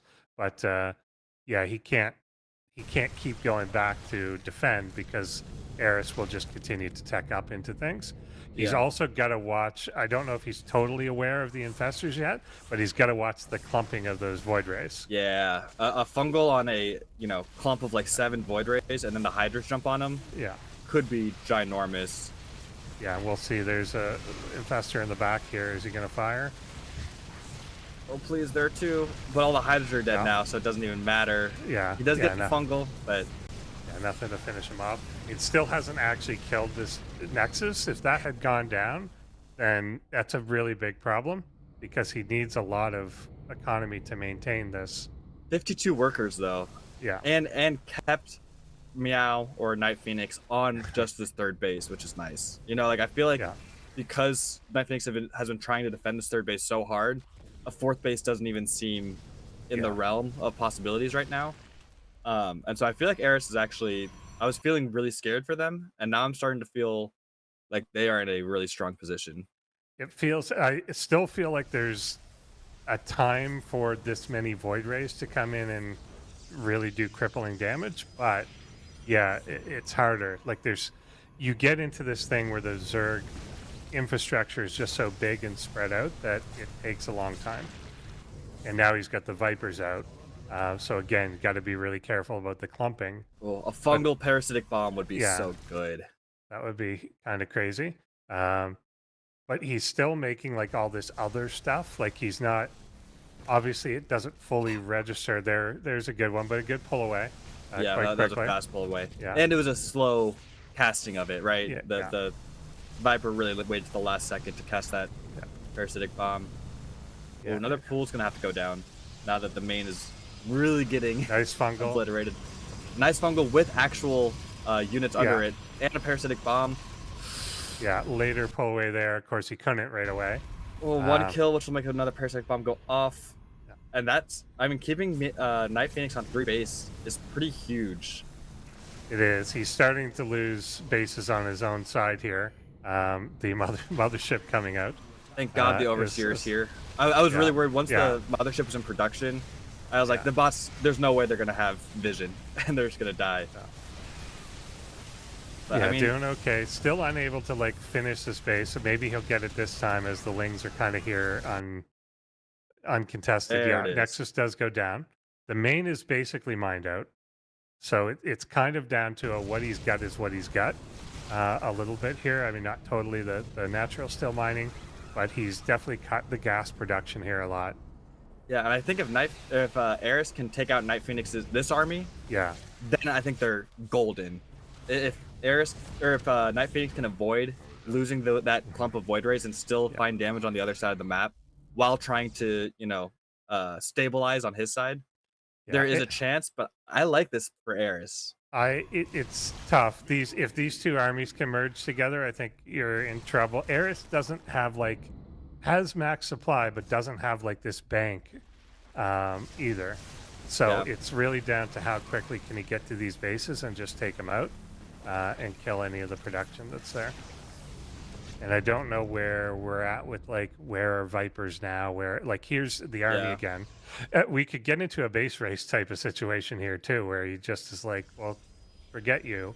I can rebuild hatcheries faster than you can kill them. And I I'm have just gonna more. Go take out your stuff. Yeah. You have 2 bases in here. Yeah. It's so not congested, but it's all in one Yeah. place. Yeah. Night Phoenix's structures. So, and this army, if the spellcasters get their spells off, Yeah. it's so much damage on these clumped units. Yeah, he cannot attack into these hydras unless they do whatever they're doing right now. Yeah, Hydras, what are you doing?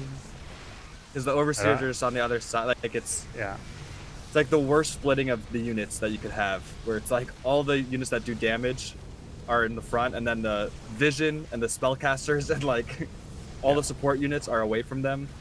So they lost a huge chunk of their damage. I mean, even man, just imagine 20 hydras underneath this. yeah. These fungals and these parasitic bombs do so much AoE damage, but Eric's just lost all the hydras before that fight. Yeah, and he's really losing a lot of his supply now. He's still got 86 workers. He's still got a good economy, but his army is now, for the first time in a while, below his opponent. He's still got this ton of lings that is going to prevent, the economy from getting back up. But it's really down to can Meow win with what he's got. Yeah, well, and I think the scariest thing for Eris is that the units that he really needs, like the infestors and the vipers, Yeah, they need time for energy. yeah, I guess vipers are a little bit easier with their consume, but when you're relying on spellcasters so hard, you really can't be losing them and resupplying them because you're just Yeah. not going to have the abilities once you have to fight. And yeah, the remaxing on like mostly lings and stuff. Not a huge fan. yeah. No, it's the lings are not the best at this stage in the game, but he's trying to reestablish this base yet again. The main, I believe, completely mined out at this point. The natural likely down to the 4 patches. As you're seeing, the income quite small. Even the gas income is now cut, but it's pretty low for Eris now too, which is a problem. As you can see, there's none on this gas here. As that one's cleaned out, we're down to 3 bases by Eris. Because of the lack of excess of minerals, is not rebuilding them at a rate that he usually would.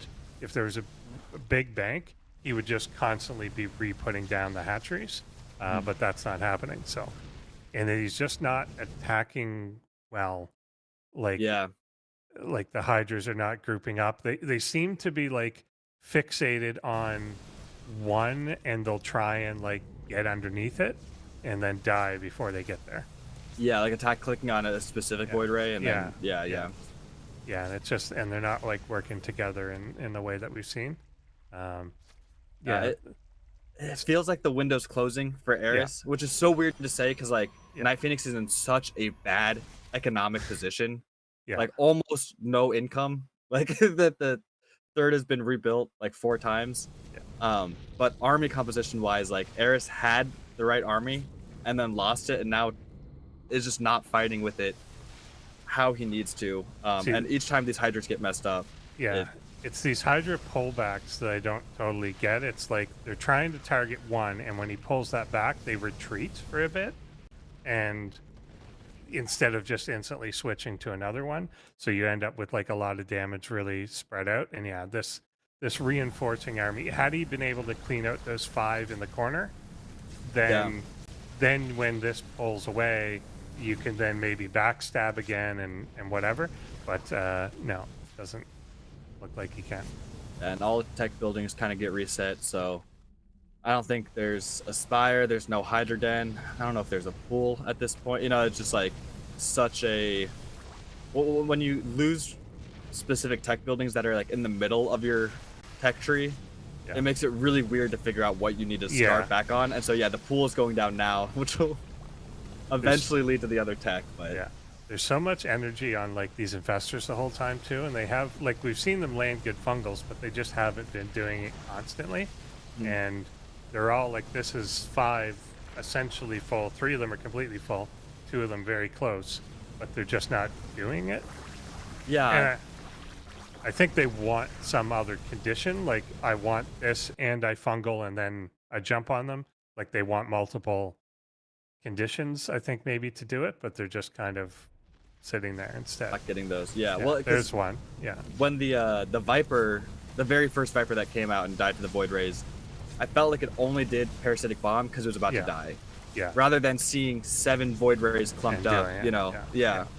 It seemed like more of a reaction to dying than wanting to actually jump on it.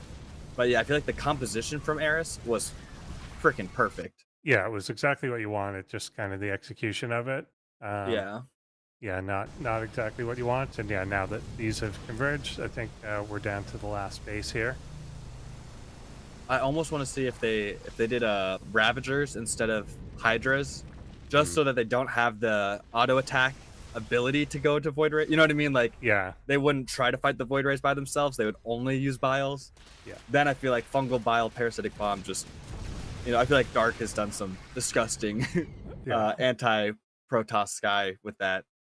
But yeah, the way it was just a little bit disjointed, and you really can't be disjointed with spellcasters because Yeah. they're not going to be able to fight on their own, and your fighting units are not going to be able to fight without the spells. Indeed. So yeah, 5-0 meat bag. I Meat kind bags of want to take see it. that if the first counterattack had killed the Nexus, would have gone the other way, because it would have been much harder to get back Yeah. to that position. The economic blow would have been huge. Because it got it down to like 10% health and just left Multiple it. times, right? Yeah, It got yeah. to like orange, went away, got to like red, went away. Yeah. Yeah, so we're all back now, and it's quite really- unfortunate. It was like quite sweet, but I do have some additional notes to bring on here, and Cat Rock in here will also help back me up on the situation. So as I was informed by Cat Rock, is that they're actually playing on the maps of the AI. As you see in the corner, it says Equilibrium AI Edition, and it should have been the Ladder Edition. Now All right, that yeah. is I actually don't know the effect on the bots, and the Cat Rock, maybe you can give us some insight of how that Yeah.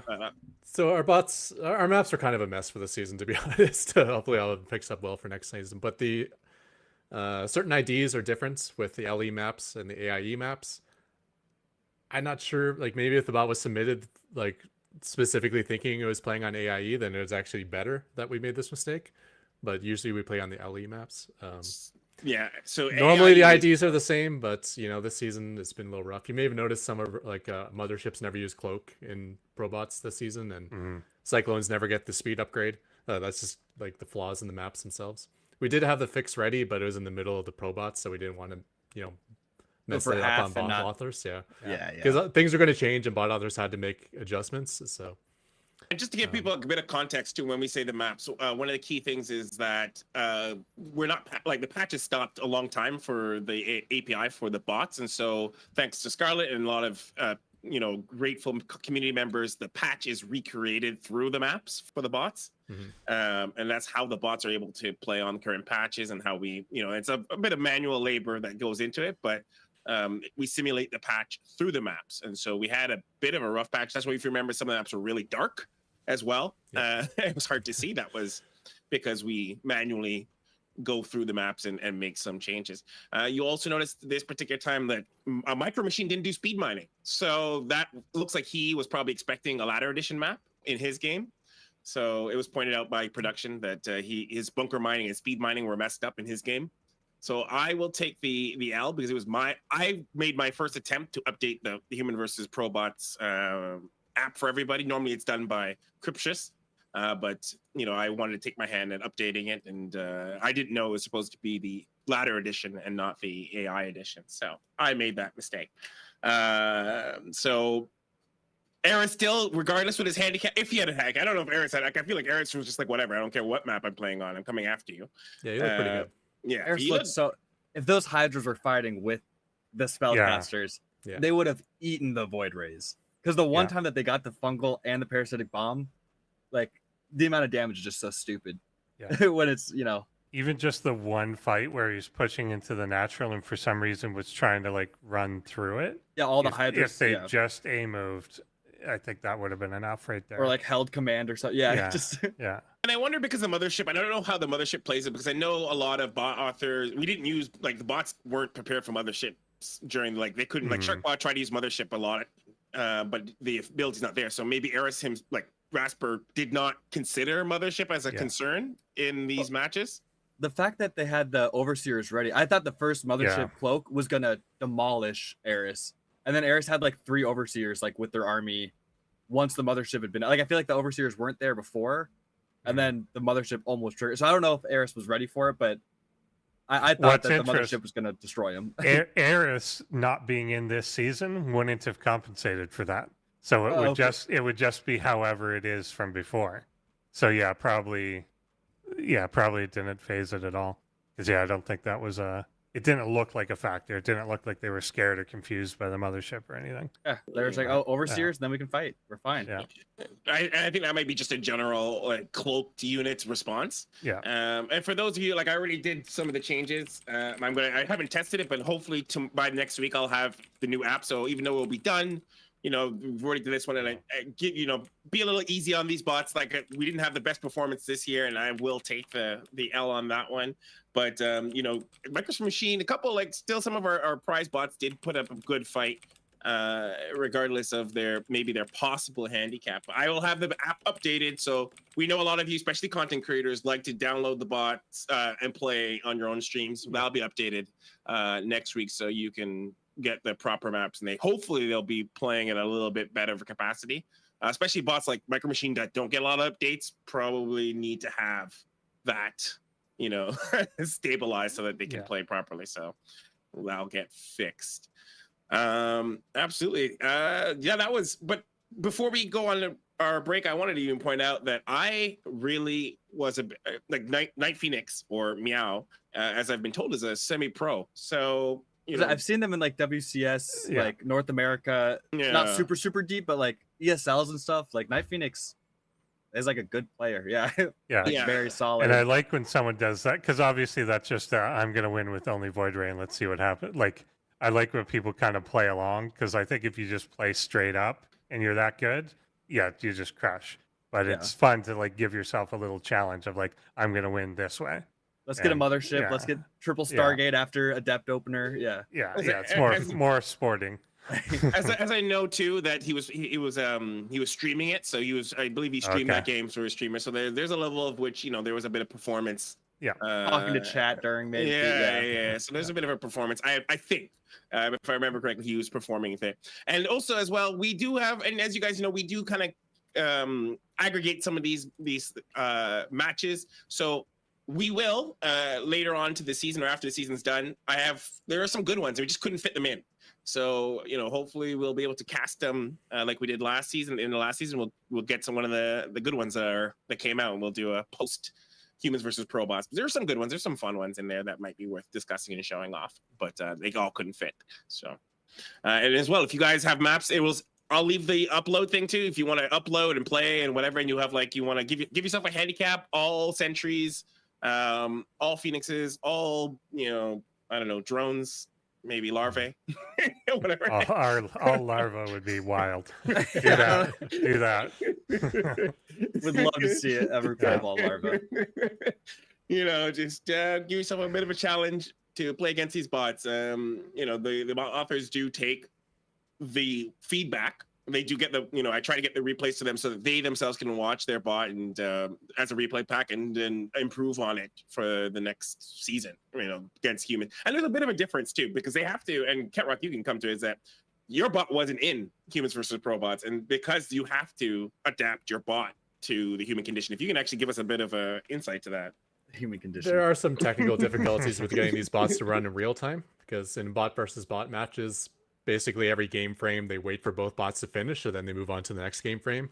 In real time that doesn't exist, and things don't get updated as easily. So you might give your SCV a command to build an engineering bay, and the next game frame you don't know that it's actually trying to build the engineering bay yet. So you got to kind of remember certain things because things aren't getting updated on the fly. Specifically with Java, I had some issues trying to get our framework up to date in time, so I missed out on the humans versus bots thing. But the other thing is we don't get to practice versus humans very often, so we see some glaring errors that would never show up in versus bot play. When the human comes with one stalker and wins the entire game with stalker, it's like, oh, okay, I need to work on this and this and this. It adds a lot of things to our to-do lists of things to fix in our bots. Absolutely. And so as well, we're going to be heading off to a break shortly. But before we go to that break, hit that like button, hit that subscribe, visit ProBotsAI.com and AIarena.net, not .com, .net. I don't know where .com will take you, but you can go to AIarena.net. If you want, honestly, it's a lot of fun. Build a bot, go at it. It can be addictive. If you want, there's I started a series bits of code of me learning to build a bot. it's pretty wild. I go through a bit of some trials and tribulations, but anybody, especially now if you got Copilot or ChatGPT helping you, figure out some of the harder stuff, you can get it done. How long would you say, like, you'd say, Cat Rock, to like get even just get a bot ready to start on the ladder if you were to give like an estimate? Well, I mean, people go at it in different ways. I mean, if you just want to do like one cheese build, you can usually kind of Absolutely. get that working together pretty well. If you pick one of the more established frameworks like Sharky or Sharpie or like one of the C# frameworks or Python frameworks, a lot of the heavy lifting is kind of done for you. So you can just kind of work on the strategy of your bots and not have to worry about the fine grained details of like, how do I know where to position my depot so that's right at the ramp God. or something like yeah. So yeah, I mean, Frameworks to make your life people easier. go at it different ways. Like Probably depends if Zozo you went know straight how on to the ladder code. with like a worker rush bot. Soupcatcher spent like 3 months just perfecting the idea of mining, just everything to do with mining and expanding and putting SCVs in the right places. And yeah. Absolutely. So it was funny to see You can get Zozo granular. do nothing for like 3 months and then all of a sudden become like the number 2 bot on the ladder once he added all the other details to it. Yeah, you can get pretty granular. But we're going to go on a break. And then when we come back, we'll go to the grand finals. And I don't know if I mentioned in the beginning, but I will. There is a surprise. I have an announcement to make about the ProBots future, the future ProBots. So you'll have to wait till the end for that. So you can't go anywhere. You got to stay around. Go get a snack, though. Go to the lobby and get yourself a snack and come back with some popcorn because we'll be. Hello. We are back here for the ProBots 2024 Season 1 Finals. And are you excited? I am excited. Yeah. I'm ready to see some Ketrock. I'm ready to see some Benbot. Get the meat bags out of here. Yeah, exactly. Let's get some Enough of good that. bot on bot action. I know. If you want to watch humans play StarCraft, there's plenty of places to do that. Yeah. But this is one of the only that we can do this one. So yeah, we got a good finals. I think we've preambled this a lot. We've kind of discussed what our predictions are. We've discussed what the eventualities are. We know what map is going to ruin everything. We're all set. So I'm personally ready to just jump right into this thing. Yeah, if we have it, I'm good to go. Yeah. If we are good to go, let's get into game one. Oh yeah, I forgot about this part. So we've got the stats here, of course. Ketrock with an elo of 2093 and a pretty high win rate of, if that was 66.66 repeating, that would be cool. But it's just slightly off. So close. He could have won. Oh, it changed. Okay, he just lost the game, unfortunately. It just got worse. I don't know. I want the elo to go down by 1 too. I don't know what happened there. That's a floating point error just occurred. It was just predicting equilibrium. Yeah, there is it really real time? So does that mean he literally played a game on the ladder just now? Okay, fair enough. Wild. Fair enough. And then his opponent. Let's see if this one changes. But I always remember saying 1989, and again a similar win rate. So yeah, both of these guys just rocking it on the ladder. Yeah, I feel like Ketrock's elo's got to be one of the highest because I feel like it's always a year the elo. Yeah. And there's always like something in mind. And I'm like 29. That's too high. You can't do that. Yeah. I think there's only 1 or 2 bots that are from the future. Yeah. And yeah, I think the highest, I don't know what it is right now. I know I've seen numbers like 2200, but then I think when they do it each season, it resets. So someone doesn't necessarily get that high, but they don't have like the Serral like 7K or 7.5 or whatever. I don't know how StarCraft like arrived at its thing, because I think this elo is pretty close to real elo, like chess elo. Okay. And then the StarCraft MMR is just something that's happened. It's like made up numbers that don't mean anything. And it for sure has inflation in it. Like, yeah, for sure. So yeah, it's a tough one. But I think we're ready now and we're jumping in for real.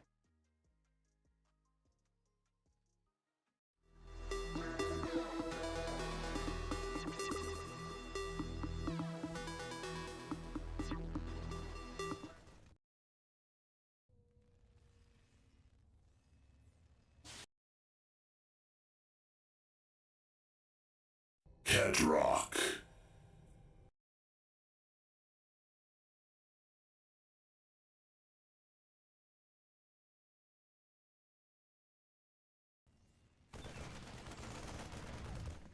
And if we skip him. No, guess not. Yeah, so this is the situation we were discussing before, that if a bunker rush is attempted, then Ketrok wasn't too confident in his defense of it. And it looks like that bunker was initially stopped, but is now completed with a few Marines here on the low ground. But you still get Ketrok's units streaming down to try and do something about it. Could we see the units lost real quick? Because it did seem like there was Yeah. an SCV graveyard when we first jumped in. Yes. So I just kind of want to see either the resources lost or just the units lost, because I have a feeling it's a significant amount of SCVs that went down. Yeah, okay, 8. Yeah. So Yeah, eight 8. But then Benbot has lost 6 Marines now, 3 on the other side. But with the key obviously is this planetary that we just saw finishing. That is inevitably going to end up taking out this bunker, and it may drain a lot of minerals while it's doing that. yeah, it doesn't kill it quite fast enough for it to just be like dead. It's gonna let Benbot kind of repair it for Yeah, as long as possible. Oh, going after the yeah, breakable rocks next. yeah. Are I the think Marines it routinely does in- that. Are I the don't Marines know in if they are. range? Okay. They seem like they would. It's Well, so close. yeah, I think they were initially, and they moved back. But yeah, it Okay, they felt must like not they be. were. Yeah, they can't be now. They seem to know where the range is, obviously. We're gonna get a Now, bunker slightly some of further the back. bots don't know where high sec auto tracking range is. So we've seen in Oh. the past some things get confused.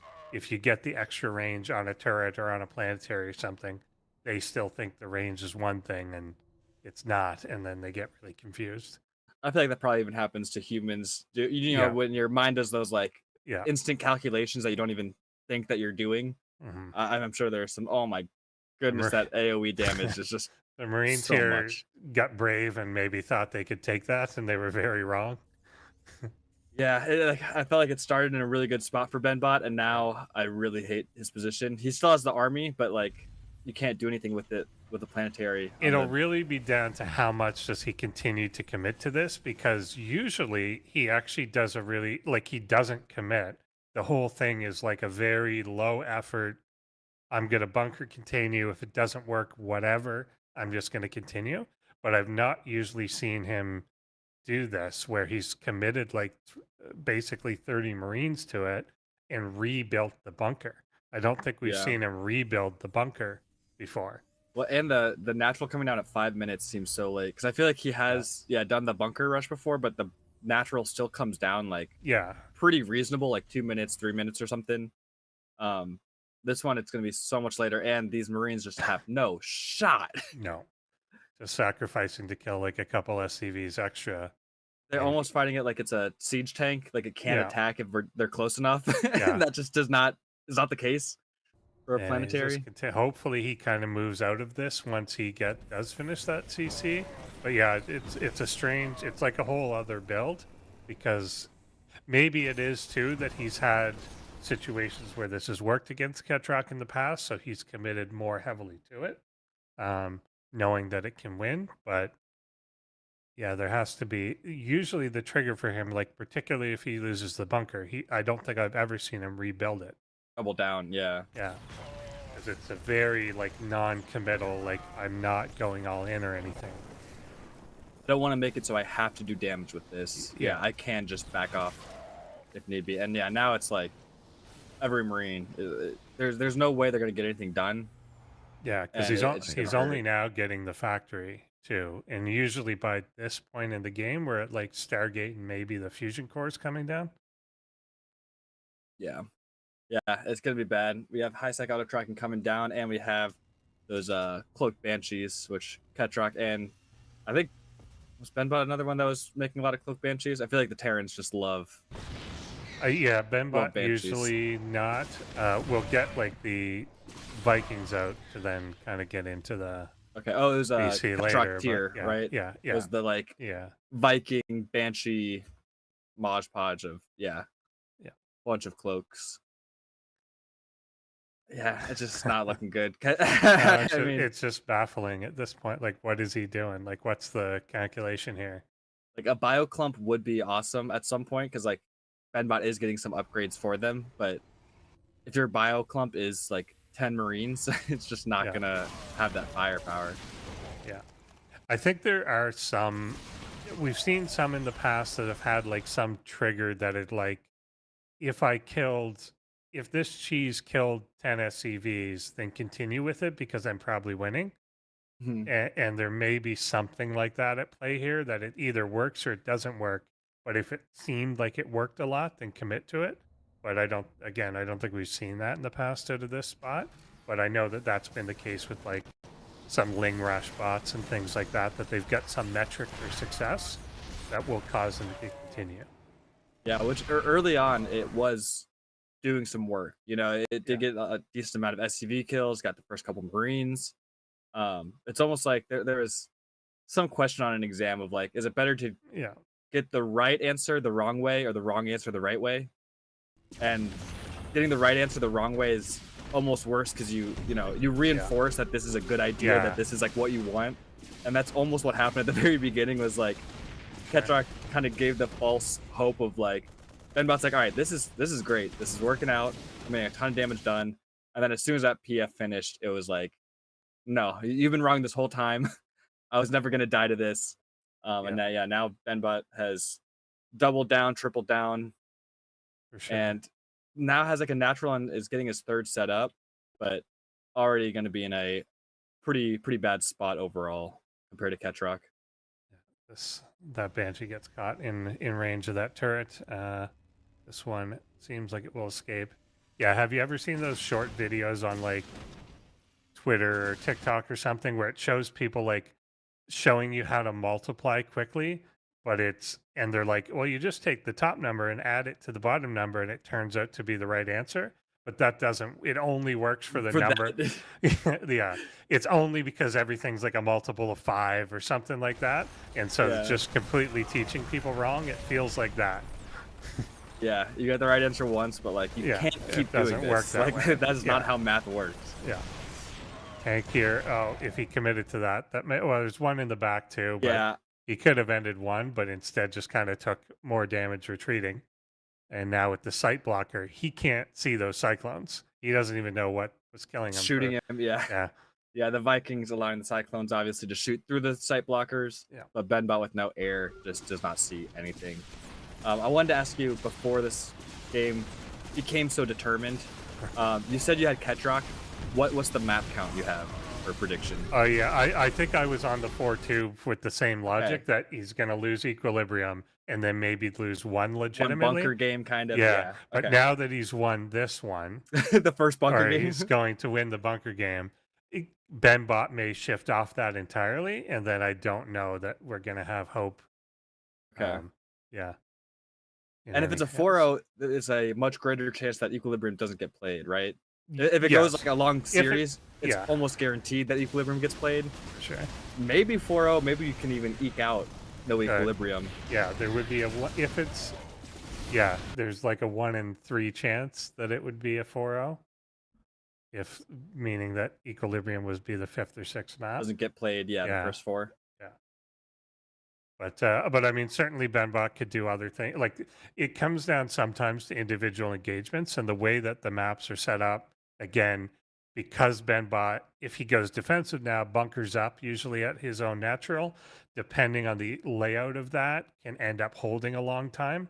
And if that holds a long time, he can potentially get to the BC. Ketrock has mentioned that if he's kind of surprised by mass BC, then that can end up winning. So if you get into that state, but Benbot does tend to like, as he's got the BC, it'll come out. So he doesn't like group them up intentionally. They get grouped up by accident where they come out, retreat back, and then later on eventually. But you've revealed them, like your opponent's aware of them. It's not like when you're like holding back Phoenix against a Zerg and you're like, all right, I don't want to show them until I have like 5, and then I can really do damage, and the surprise factor will really come into play. I like these Banshee reports. Survived 51 kills. Christ. Yeah. Yeah. And yeah, Catch Rock, we are gonna be fast forwarding. He even called that timing basically. Yeah. And there you go. So yeah, pretty good hold. I mean, a lot of it came down to the planetary finishing at a pretty good time. Go ahead.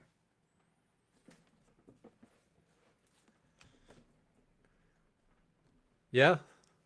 So that was brand new. I've never seen BenBot do that before. He really committed to the bunker push there, even replacing the bunker when it went down, building multiple barracks to fund the Marines for it. When you do brand new builds like that, you usually don't go through all the branches of like, what if this happened, what if that happened? You kind of do the happy path only. So once that planetary was up, we saw BenBot kind of fall to pieces of that point. But yeah, it was a little bit scary to see that because I know my bot is not so good versus bunker rushes. He just kind of pulls some SCVs and then forgets all about it, and that's usually my response. So luckily that planetary kind of just does everything automatically for you. We saw that BenBot kind of trickled in one by one, like, you know, his Marines. So what do you from your perspective kind of think that was there? Was that just was it just like a broken BenBot, or is it like map? Because it was like the caster said, it was a little off. Yeah, I mean, there's a lot of trickling going on there. First, my bot was trickling SCVs and Marines one at a time into the bunker. Then when the planetary finished, he started trickling Marines one at a time into the Cyclone. It looked like he had some sort of logic for staying out of the PF range and then diving in when he thinks he has enough. I don't think that calculation was correct, but he was able to dive in and kill a bunch of SCVs every time he jumped the PF. But yeah, Marines without the combat shield die really fast to the splash damage of a planetary fortress. Going into game 2 now, what do you think we're going to see from your bot? Yeah, for my bot, it's kind of a surprise what it picks. It picks builds that work for it, so it's probably going to pick builds that are a little resilient against the bunker rush. So it's either going to like build everything in the main base, or get a bunker really quickly itself, or rush the planetary at the natural, because those seem to probably work for the most part. It doesn't know why it works versus BenBot, it just knows that it does work, so it chooses those often. And then from BenBot, I mean, anything goes. Like BenBot, usually we don't see a whole lot of like sniping or mass variation, but that was definitely a brand new build out of BenBot in game 1. So anything could happen. Okay, well, we'll pass it off to the casters and we'll find out what happens. Oh. We will indeed. And but I think we're just going to come here to tell you, okay, no, the timer started. So then we're going to kill another 90 seconds. But yeah, I think kind of what Ketrak said is, like he said, he hasn't seen that before. But I think maybe if BenBot steered into it, knowing that it wins, he may have committed to it. And like he said, when you make a new build or add a new like contingency to it, you don't necessarily then account for every contingency, and it just tries to act as if everything was good. So you like the idea of that, the happy path, as Yeah. Ketrak put it. Yeah, it makes sense. Like you're like, this is what I wanted to do if everything's working. And often when you're doing like a cheese or something, if you're going to really commit to it, it kind of is well, if everything didn't work the way that I wanted, I lost anyway. So I'm not going to spend a lot of time coding that. I'm just going to code the path where I win. And if I lose, then I lost. What's the point? So, but I think, like as we mentioned in the game, and Ketrak reinforced, he probably had some calculation of this is how many I accumulate up to then attack that planetary. But I think he set that number at like 14, and the number he was looking for was 83. So Or like I don't know. tank. Yeah, you know, yeah. like Yeah, which actually would have been, so usually when he does that bunker contain, it's a tank or two, right? yeah, a tank comes with it, and then he'll build a turret there, and then he'll bring a widow mine up to, like, he very slowly does that extra stuff, and he didn't. It was all Marine this time, but the tank would have been fine.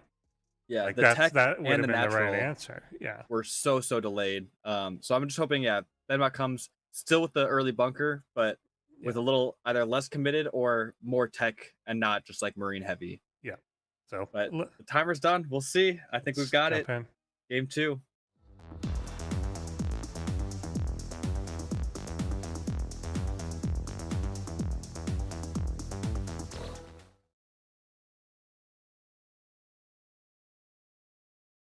Benbot BC.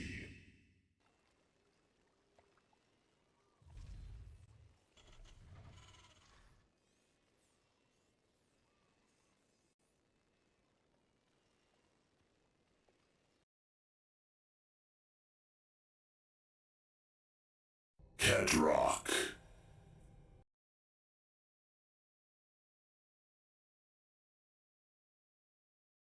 So he is going for the proxy again, but it's a fairly distant one.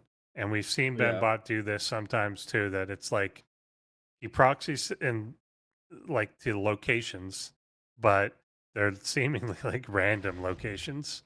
And that one's pretty far away, but that may be fine. Yeah, well, especially because Ketrock went gas first into command center, then into barracks. Yeah. So Ketrock's army support is going to be pretty late here. So maybe if Benbach can get in quick, maybe I don't think he's gonna be able to deny the actual building of the command center, but at least making it lift and not stay on the low ground. I feel like he could get set up pretty solidly here. Maybe he actually does get the denial too. Yeah, if he does, I like this initial bunker location a little bit off to the corner here.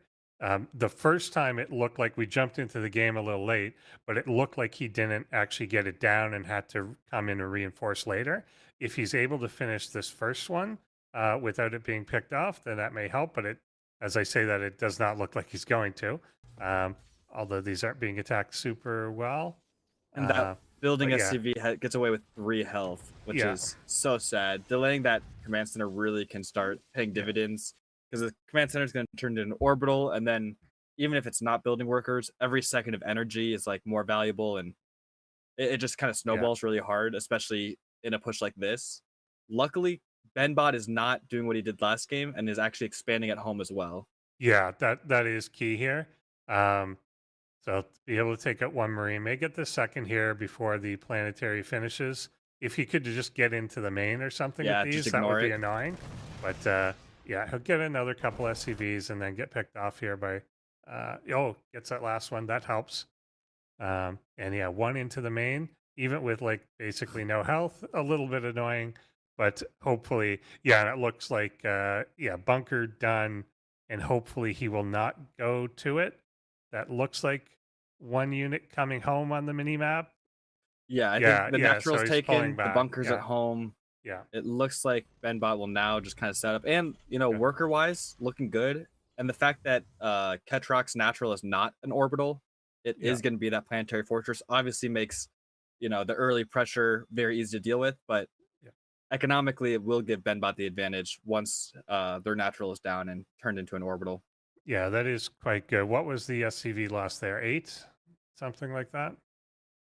If we can get that up. I think it was, 8. Oh, okay. You count better than anyone I know. Oh, that's great. Single digit numbers are my friend. Yeah. It was almost double digit, though. That's like the limit of single. Yeah. And if you put it on its side, it's infinite. Oh, my God. But what's SCV stuck up there for? Benbot getting into the interference matrix. So we haven't seen like a ton of that. I think we did see a couple maybe cyclones get interference in semis, but hasn't been like huge in the bot scene. I feel like to go for it a lot, especially now that it's an upgrade and everything. Yeah, for sure. It adds an extra layer to it. You don't just kind of have it. We've seen it used a few good times for like tanks in particular. And I think we've seen it used Raven to Raven a couple times, but definitely can help out. And the Banshee would be a decent target. Yeah, and Kedrock is going to those Banshees. Kedrock, big lover of Banshees, Ravens, Vikings if necessary, but really likes those techie units that, don't play quite normally or like, I mean, Banshees you can at least A move, but they still just like they function a little differently than other units. So I think they really mess with other bots trying to figure out how to deal with them. I know we've seen one cloak Banshee get like 2 or 3 scans out of a bot, just skirting because they don't really know where to place the actual scan, and So yeah, we can see how much of an advantage Ketrock will get with the weird units. Yeah, definitely weird units work well. Like anything that it was kind of true with like the adepts and stuff too. Anything that can like change state at any moment. Mm. So like it's not cloaked, but then it can become cloaked and then it can uncloak. Like anything that Ambiguity. shifts, yeah, Yeah. is hard for it to track because like anytime there's an inflection point, it seems like the AI never understands that that decision can be made. It's never expecting Yeah. the switched state. Yeah, it only responds to literally what is happening, and it's hard to like kind of program in all that. Like, well, this could do this, so this. You can kind of say if something's not cloaked, then get a overseer over there to always follow it or whatever it is. But um, yeah, it's hard to know in and out, and you see a lot of even trying to land scans and stuff. It's not good at gauging, like if I put a scan here, I've got units in place that will intercept it before it gets out of range. Yeah. It doesn't, like, that's a tough calculation, so it's not quite key at that. We've seen some things anticipate well. I think it was last week Tier was doing it The where Raven. it was cutting off. Yeah, Yeah. it was yeah. staying on like the inside track and anticipating the movement, and we haven't seen that sort of thing a lot. A lot of things just follow behind, and that makes it harder, especially once you get speed on the banshees, because then nothing can really follow them. Yeah, you can't just be falling right behind because it'll be an endless chase. I mean, it's like when you have workers trying to get out the scouting worker, and it's like if you a click on them, it's never gonna reach them.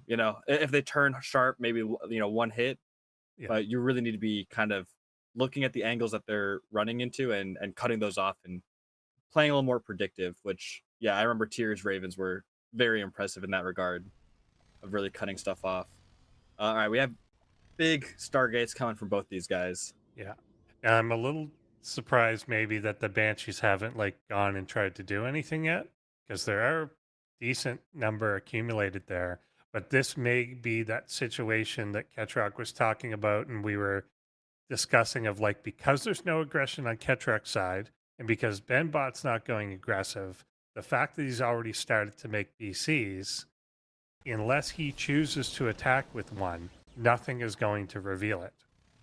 Yeah, but do you think he's not going to attack with it? He might. Usually, if he's not under pressure, we've seen him jump it and like instantly teleport, but he's not doing that right now. Usually, like the second it comes out, it teleports to the other side.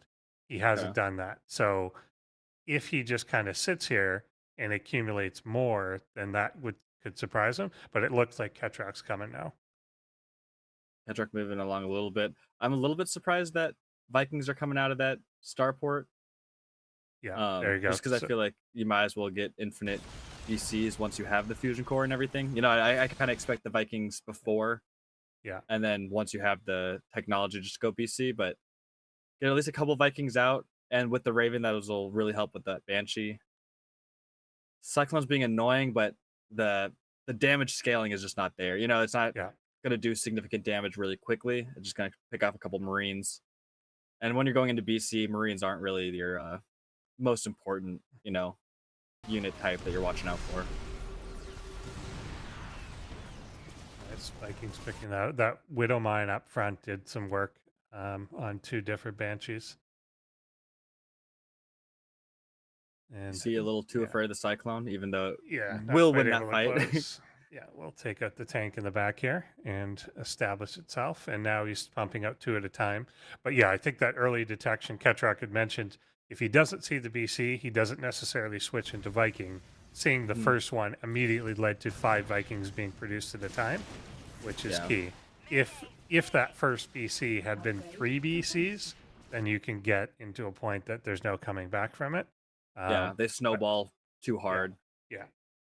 And now he's potentially going to be able to respond to that. Here, good scan on things.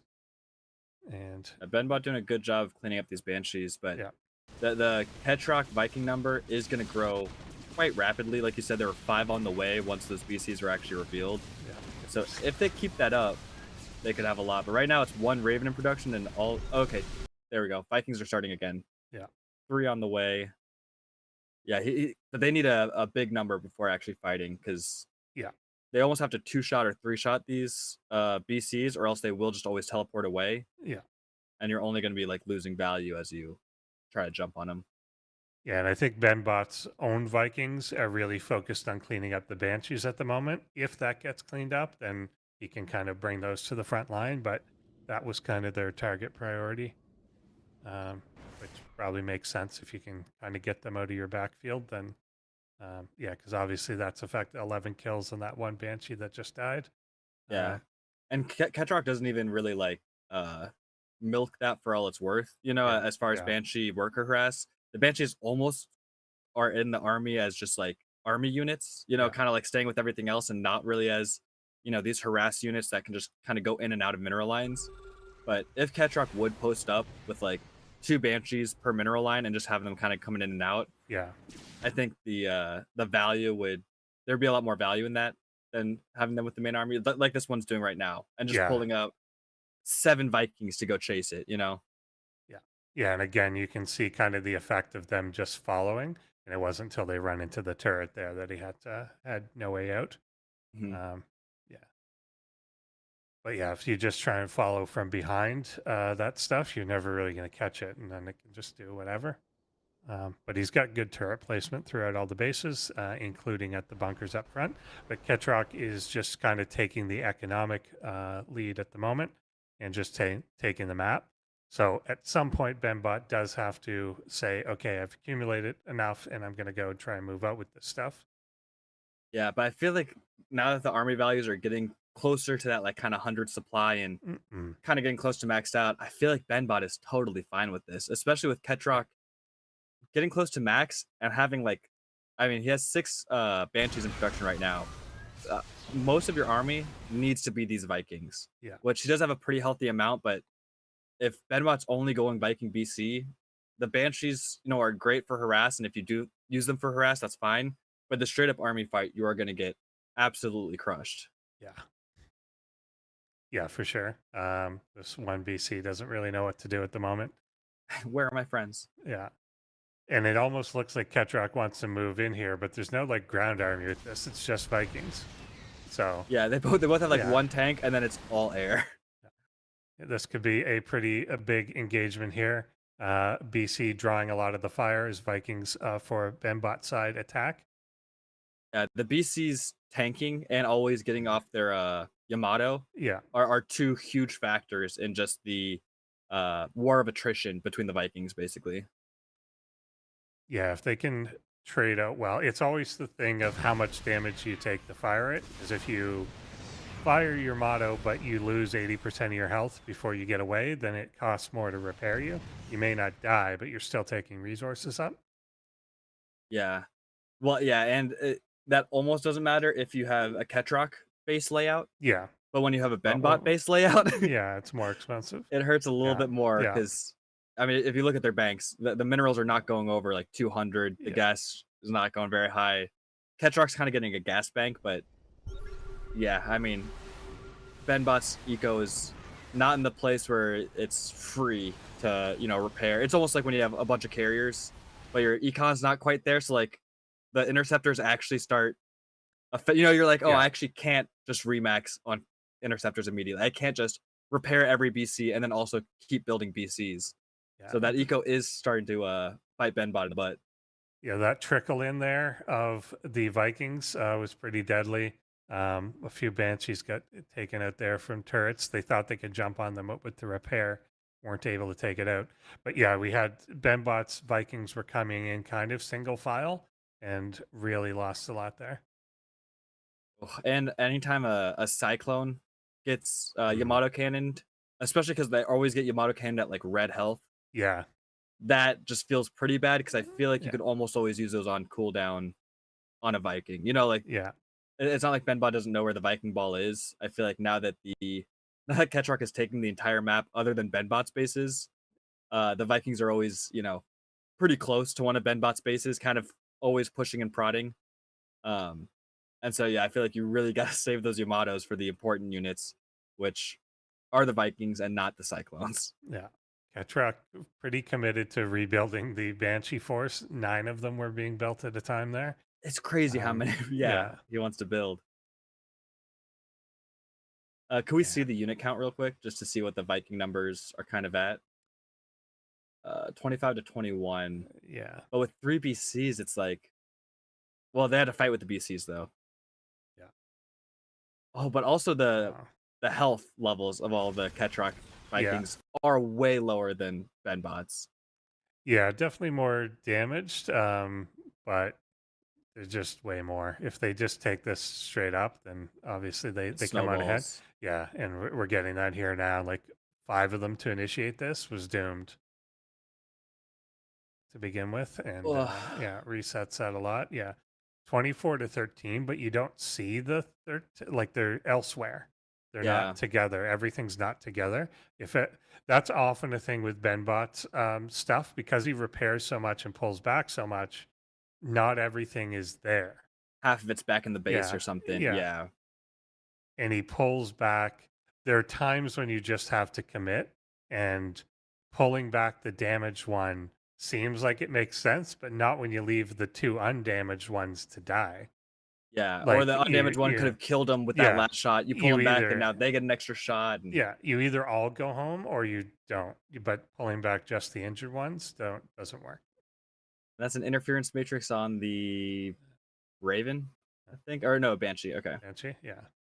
I would have loved to see him on the Vikings, at this point. Yeah. It would make some sense. And I haven't seen the BCs in a minute. So I don't know if the BCs No, are trying to it's- poke across or if they're just getting repaired for forever. Like they just Yeah. It have may be taken too much damage. they're in like the queue to get repaired, probably. And It's and one it's not SCV just going down the line. happening. Yeah. Yeah, here still has 3. we're now back to an even Viking count, even a slight advantage for Benbot. But yeah, there's your BCs Steez. going after one of the bases here. Which I don't mind that Mm. if the Vikings aren't trying to take a fight. Yeah, If the Vikings are staying back, staying over missile turrets, and just playing really defensive, I love poking out and, trying to split the quote unquote attention, but really split the army supply of Ketrok. but now we've got the reverse. The Ketrok was stuck in that single file situation there. And where are the Ravens now? The Banshees get brave every now and then. Cloak can try and go through, but then every now and then they get caught by the Ravens as they do and just get immediately killed. Yeah, this is Yeah. getting weird. Oh, that Widow Mine was Yeah, a very nice ish. shot. Yeah, And nice. if honestly, I would love to see a few more Widow Mines because Vikings are Yeah. much like Void Rays, where the clumping is insane, and that's Yeah. kind of like all air units are just going to clump up. Yeah. But especially when you're doing these kind of Viking v Viking fights, like one Widow Mine on that would do Yeah, thousands and thousands of damage. Yeah. The Banshees are interesting in that once they decide to attack a turret, like they decide we've got enough to attack a turret, they do, but they don't acknowledge that there's 3. Yeah, So I think it once it's decided, but then 6 went in, killed 1 turret, and then died to the other 2. There's a repair there as well, which is hard to anticipate, but yeah, that like once they're committed, they're committed. repair is another really weird, like ambiguous. Yeah. This thing's either going to have 100 health or it's going to have like Yeah. 2,000 over time. Yeah, hard to know what's gonna go on there. Is that Widow Mine still there? He's just gotta get a little closer. Oh, it's so close. Come Bait on. him in. Bait him in. Yeah, not quite. I mean, It's so I close. think he's aware it's there too, but it looked like he was right on the edge of it. And luckily, these BCs are still not getting taken out. I don't think I've seen a BC die, at least to the Viking numbers, No, which is pretty huge. but he's The repair cost is there's one. significant. Literally, as you said it showed up. Oh, okay. That one And takes 2. the Okay, edge, well, yeah. Caster Curse, he's screwed. Yeah. He never hit the accumulation point too. I think he's only built 4. Yeah. And we never got to the point that he's constantly building like to 6, 8, 10, where it becomes really, really scary. I think it was what you were talking about, where I feel like a lot of people and myself, I do it all the time, just like don't take into account that repair does cost money. It Yeah. feels free a lot of the times when you're attacking something and they're repairing it. But I mean, Benbot's bank and being held off to, you know, what, 4 bases, 5 bases? Yeah. In a 20-minute game, like, you just do need more bases. And yeah, the repairs have just cost so much that Benbot's really not been able to build any more than 3, 4 BCs. Yeah. Yeah, he's got the mineral struggle for sure happening now as he's not able to repair everything. These guys may teleport out, but they're possibly not even coming back ever. A confident command center Yeah, trying to land on a planetary fortress. gotta do something. Gotta try something. I think he knew full well that base was there too. It's not Yeah, like that's that like the was a one base he's been surprise. attacking. Yeah, Yeah. the whole time. Yep, coming in here now, and we'll slowly take everything out. Yeah, it looked like there was a turning point where it could have potentially broken through, but it's the case when you take the entire map, like 3/4 of the map, even when he was able to get the Vikings to an even count and go on the offense with BCs, you've got to kill 4 bases before you're even back to even. Yeah. Uh, Well, and so I think you really, because Protoss kind of will do this sometimes too, where like sometimes you'll build out an army, like a gateway army, and then you're gonna transition into carriers, and you're gonna like trade off stuff, but like slowly get out this super army. But then there's also sometimes where, you know, the Protoss really turtles up and just tries to have their first max out be be the army, Yeah. and you try to go into carriers right away. And I think Benbot, if they were able to get out multiple BCs and not have the BCs get injured and have to pay for the repairs, then I think you have a shot. I think you can't be trading at all when someone has 3 times your bases. But if you could just stay back and, you know, build 20 missile turrets and only fight over those 20 missiles, you know, like never leave your base, then you get 5 BCs, 7 BCs, 10 BCs. Then it becomes really scary. Yeah.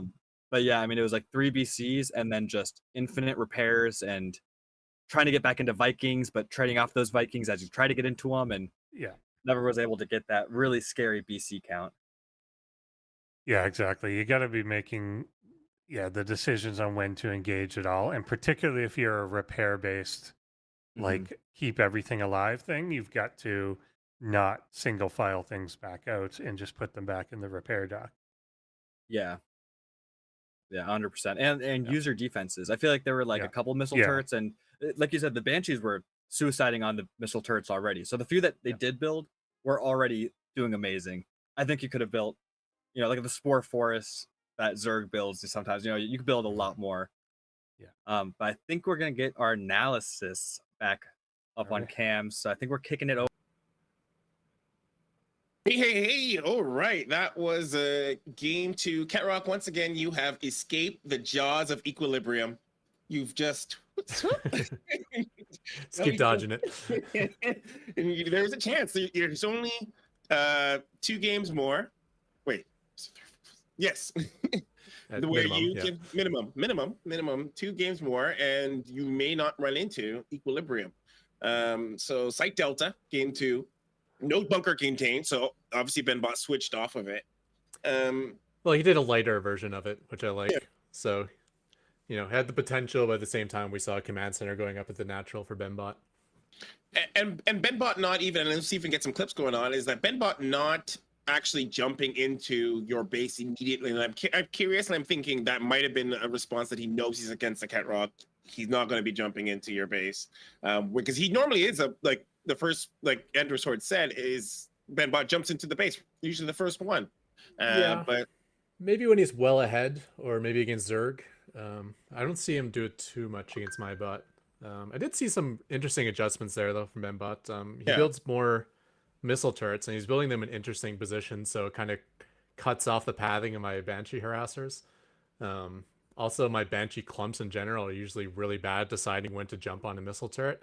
And like the missile turret just gets repaired and I lose 7 Banshees. So that was working out well for him. And then his Viking count was also very strong. So I never really established a huge air dominance. Like it was just kind of back and forth in the air fights. Yeah, we're seeing some of the clips now going on. And I noticed, now I watched some of your streams, and I watched your streams trying to put together, you know, getting the Cyclones ready. You preferred, and now how did the new patch help with your cyclones and even in this game? So we're on patch 5.0.12, so we're one patch behind the actual game, which means Cyclones don't have a cooldown, so they can use their lock-on ability as much as they want. So I think it went from probably the worst game in the worst units in the bot meta, because it was so easy to break locks, to now being one of the strongest, if not the strongest unit. I believe you guys are gonna change that, right? That I heard people in the chat saying they want that. Like, is there a bug or did I miss that? Well, we're not on 5.0.13 Oh, okay. yet. So All right. once we get on Yeah. that, I think it has like a short cooldown, like maybe 3 seconds or 5 seconds. I don't remember what it is, which will kind of make it more of a mediocre unit again. Or it might be terrible. I don't know. But for now, for this patch, it was actually quite strong. But I do see that cyclones are like, unlike Ben Boss, cyclones are kind of like your primary starter unit. You are using more of the cyclones. We've talked about influence maps and pathing. Did you implement some of the pathing into using your cyclones with this? No, they use influence maps to decide like where's safe and where's not safe, and there's some decision making on like when to dive on for the lock on, when it's worth to do that, and then when not to. Unfortunately, the speed upgrade for the Cyclone's not working in our maps, so it never gets that really quick speed. So sometimes you'll see it like chasing a Viking trying to get the lock on. It never gets in range and just runs to his death, like trying to chase down a Cyclone or something, or chase down a Viking. But One of the things. I mean, One it's of a the good things. unit. One of the things I did notice was the casters were pointing out was whether or not whether your Vikings would have gone onto that Widow Mine. Now, can they see that Widow Mine? Was that Widow Mine in vision and they were just staying out of the safety zone, or is it just Benbot didn't lure you in?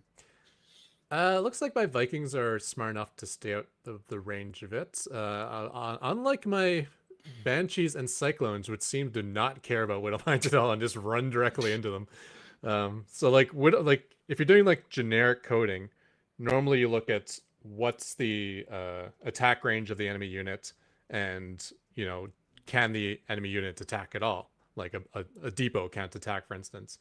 And Widow Mines technically cannot attack because they don't have an attack. All they have is an ability. So if you don't code if you don't code that edge case, which I guess I didn't for my Banshees and Cyclones, they just don't consider it a threat, and they just run right into it. I like how you talk in the theoretical. Either like you don't even know if you coded it or not. it's like a mystery if even you coded it. It's like, yeah. Sometimes you get surprised by things your bot does. Sometimes it's a pleasant surprise too. Sometimes like things just work really well, and you didn't even know that you had built that yet. Functionality. Well, I guess we'll find out if we get where you stand on game 3, and if it's going to be equilibrium. We'll kick it off to the casters to see what happens. Our turn again. Yeah, get out of yeah. here. Yeah, You smart people. I know. I like it feels sports like more to go to the analyst desk. But yeah, and especially good since the analyst is the author of one of them. It makes a lot of sense. Yeah, definitely. But yeah, so I think that started off like Ketrock was saying there, like going to the bunker contain that wasn't the full commit, and then going into the normal game. I mean, it did work out well. It put Benbot ahead and helped him get to what he's trying to, but then kind of the way that he ended up controlling the units and trickling them in didn't work.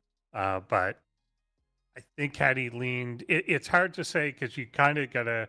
It's all about competing starport time of like what am I going to build, and I think while I need to just power through and build BCs to get to the point that I want to be, you've got to kind of balance that out. But it kind of went to I made 3 and then it stopped for like 10 minutes and didn't add any more. And by the time it started to add more again at the end, it's too late.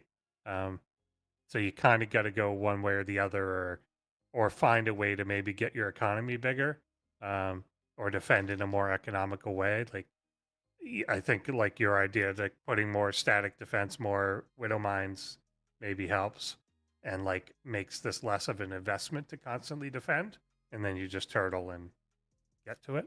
But we'll see. Going on to map 3, still looking for that dreaded equilibrium. We'll see.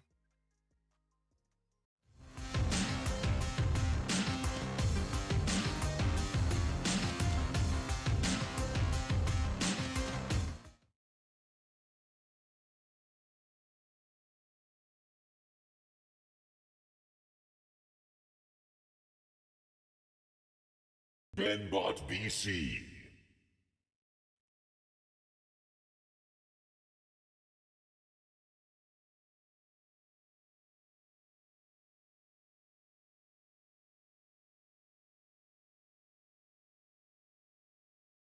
Cat Rock.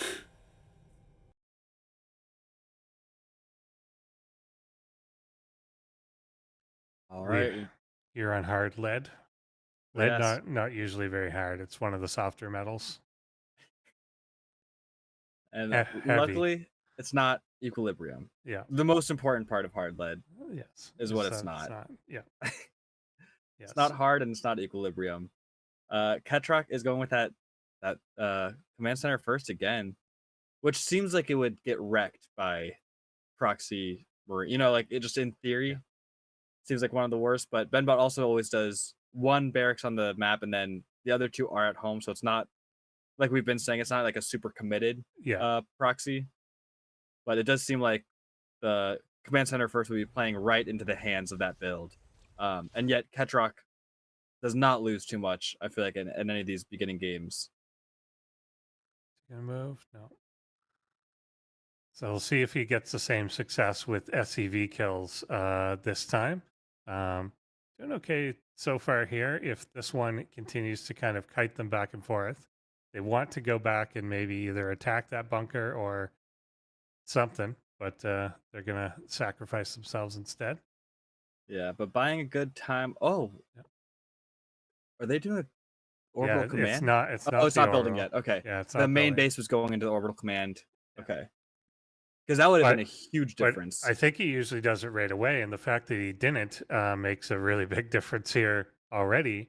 It's still not we becoming a planetary fortress. Yeah, okay, it's just starting now, but now there's a bunker and 5 Marines already there. So it's a bit of a race against time, and unless something interrupts this, he's going to lose that race. It almost seems like the opposite of the first game, where Ketrock almost defended this too well at the beginning, and so the planetary fortress didn't seem necessary until it was too late. Okay, there's the pickups. Probably smart, but this will probably get into burning before it goes. Yeah. Well, and the planetary fortress was the only thing that stopped these Marines. You know, like there's not an army behind this. Yeah. Yeah, for sure. There's no real defense. I think he just kind of breaks through now. That's a lot of Marines. Yeah. I think this is the one Benbot game that didn't need equilibrium. Yeah. Looking closer to that 4-2 score line. Because the Marines trickling out are just never going to be enough. And that the first PF really does take off like it's killed like 20-30 Marines every game. Yeah. Up to this point. So this is a very different game with that planetary fortress being too late and then not being able to finish because of the Marine count. Yeah, the Marines just are gonna take everything out now. Swamping through. Spending all the resources trying to rebuild that starport add-on. Doesn't go. And yeah, that's it. So we knew that there was potential for this to happen, and I think we both predicted it would happen at least once. Yep. That he would get a successful bunker contain into a victory, and that has occurred here on hard lead, and we'll get a relatively quick one. Yeah, it's crazy how much that planetary fortress timing really changes stuff, and you can really see the snowball effect of like if you don't stop it, you know, a minute or two in, it really gets out of hand really quickly. But also, Ketrock is doing like some of the greediest builds. You know, like they're going like.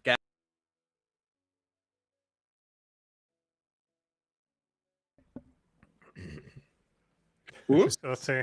Maybe. He said we're skipping it because it was too short. Okay. But then they came on cam. Yeah. But I think we all knew what happened there. Yeah, exactly. PF was a little late, and then you just get snowballed from a proxy and 3 racks.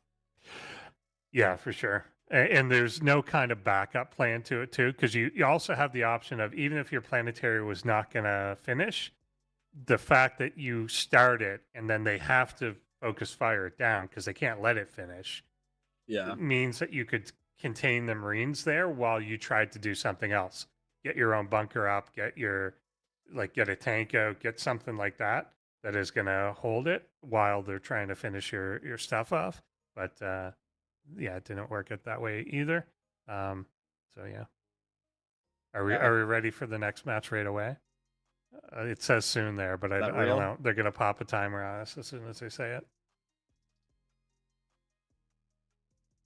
I can see other people talking, but I can't hear them, so I don't know what the answer to that is.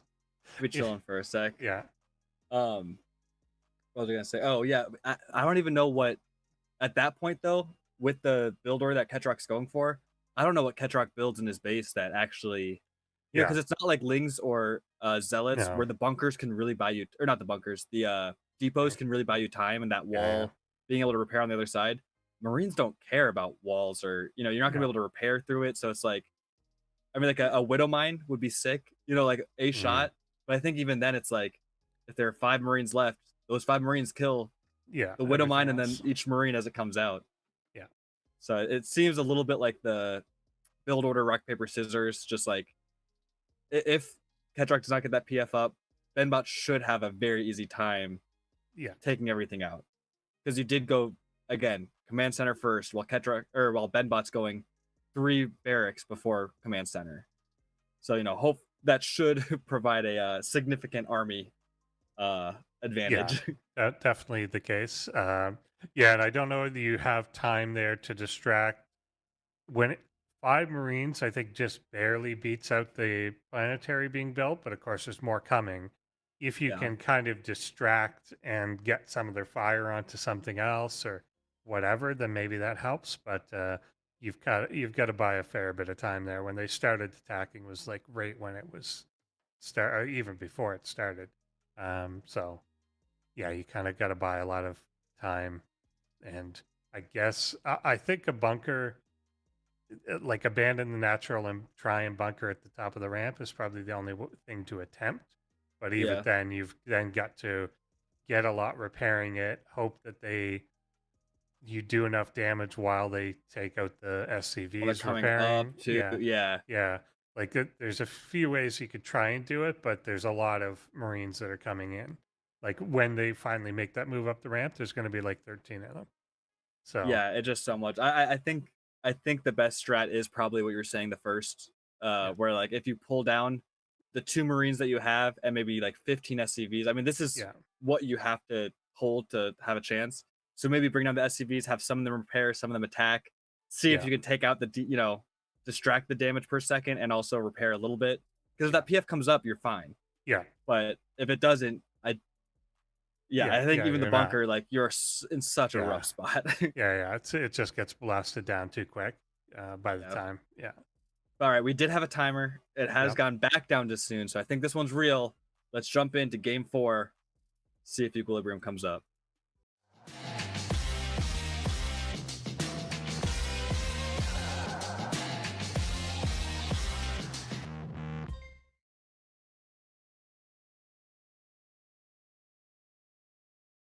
Benbot BC.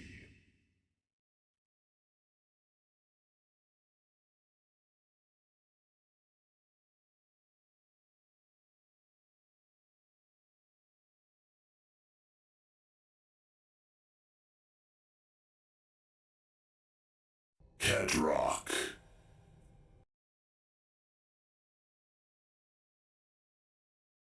And so is it possible, because I could see you making that mistake of saying, this is where I want my first depot to go, but then just cut and pasting that to both. Yeah. But then one of them's right. So I think that maybe is exactly what's happened. So we're going to get a game.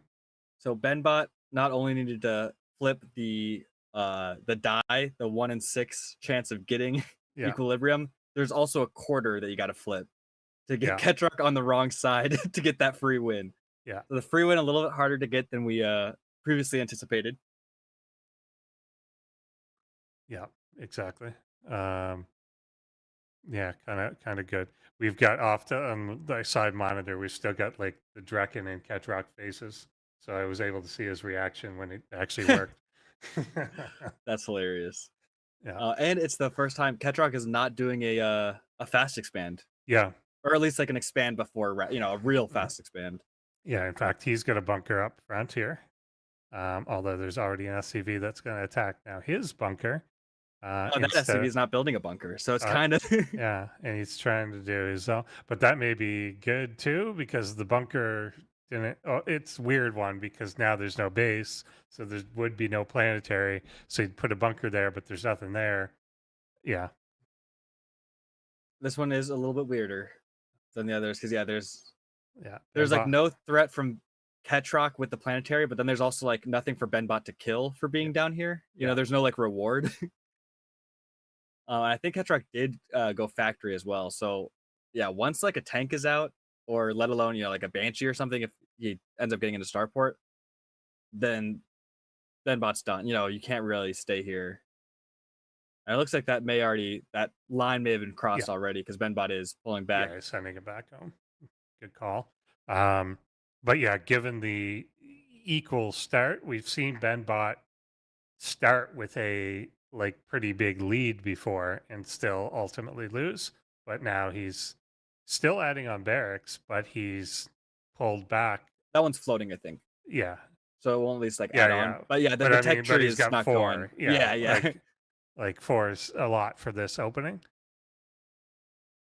Yeah, no, and especially like when they almost inevitably go into a sky battle, like what you were saying with the starport, build time is so important. Getting the starports out is as important as the build time on starports, Yeah. of course. So the fact that Benbot does not even have a factory down is a little bit scary unless they just double down and go full bio and like push across Yeah. earlier rather than later, Yeah, and you'll note the other big thing here. Not only does he not have a factory down, he hasn't taken gases. Oh, Benbot, yeah, this is. It's I this was is wondering why there were no all reactors too. yeah, Yeah, it's all marine all day. I feel like at this point you just pull the workers too, and If he- because you need it to happen, right? You Yeah. need to Yeah. have There's a killing blow. now there's maybe a like we talked about, just a lot of marines hitting a bunker, whether you repair it or not, can overwhelm it. But there is a tank behind this, so can you get through it quick enough without like combat shields or anything to be able to blow through the, because you've got to blow through this bunker and get to that tank I don't like the before line. no, not good. Oh, he unsieged just as he came in. He unsieged, so he got a bunch of free shots. But yeah, with the repair and everything, yeah, that was not going to work.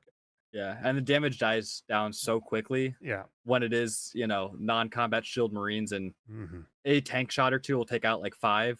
Yeah. And that's like a quarter of your entire DPS. Yeah, now it's starting to look Yeah, real grim. quite indeed. He's still not adding gas. He has added a natural base, but okay, just taking There's the one gas gas, now. yeah. But like he's got none. This is pretty rough. He could end up getting bopped before he transitions. I mean, yeah, he may have a cloaked banshee in his base before his gas is done. Yeah. Like it's a pretty dire tech difference right now.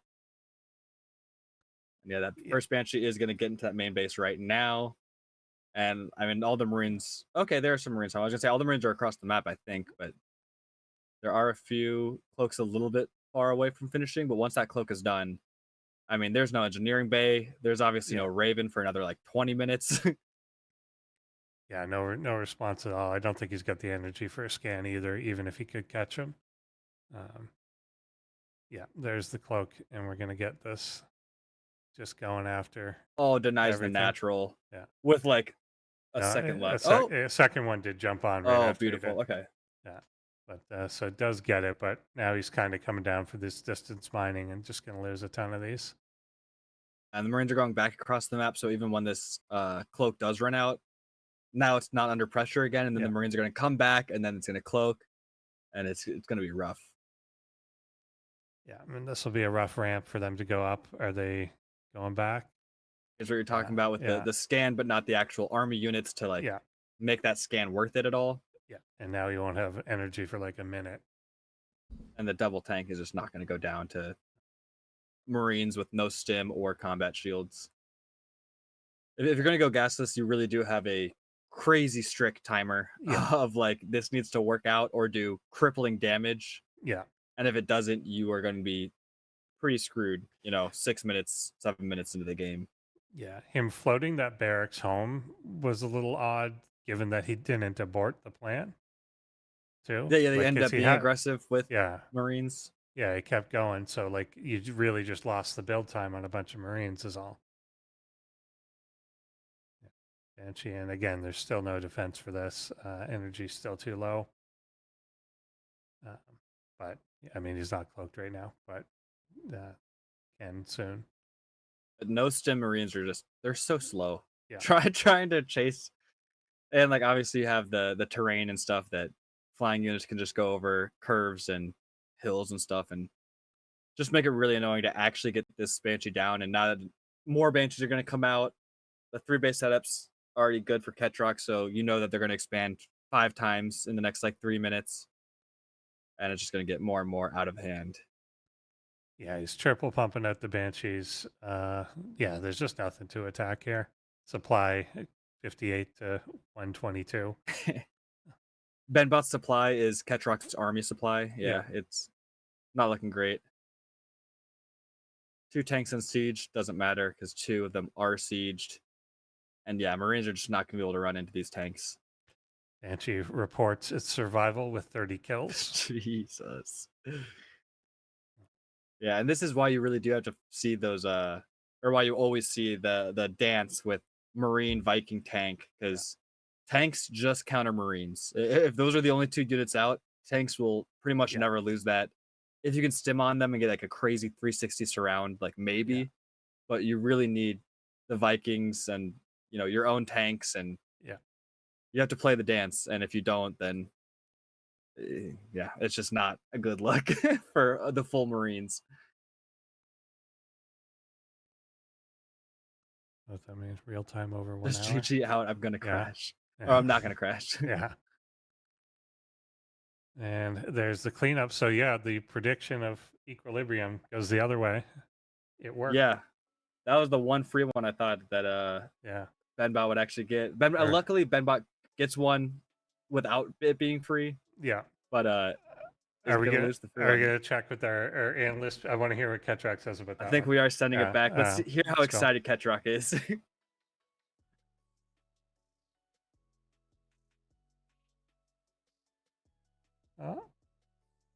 Yeah, can I hear you? Okay, well, there you go.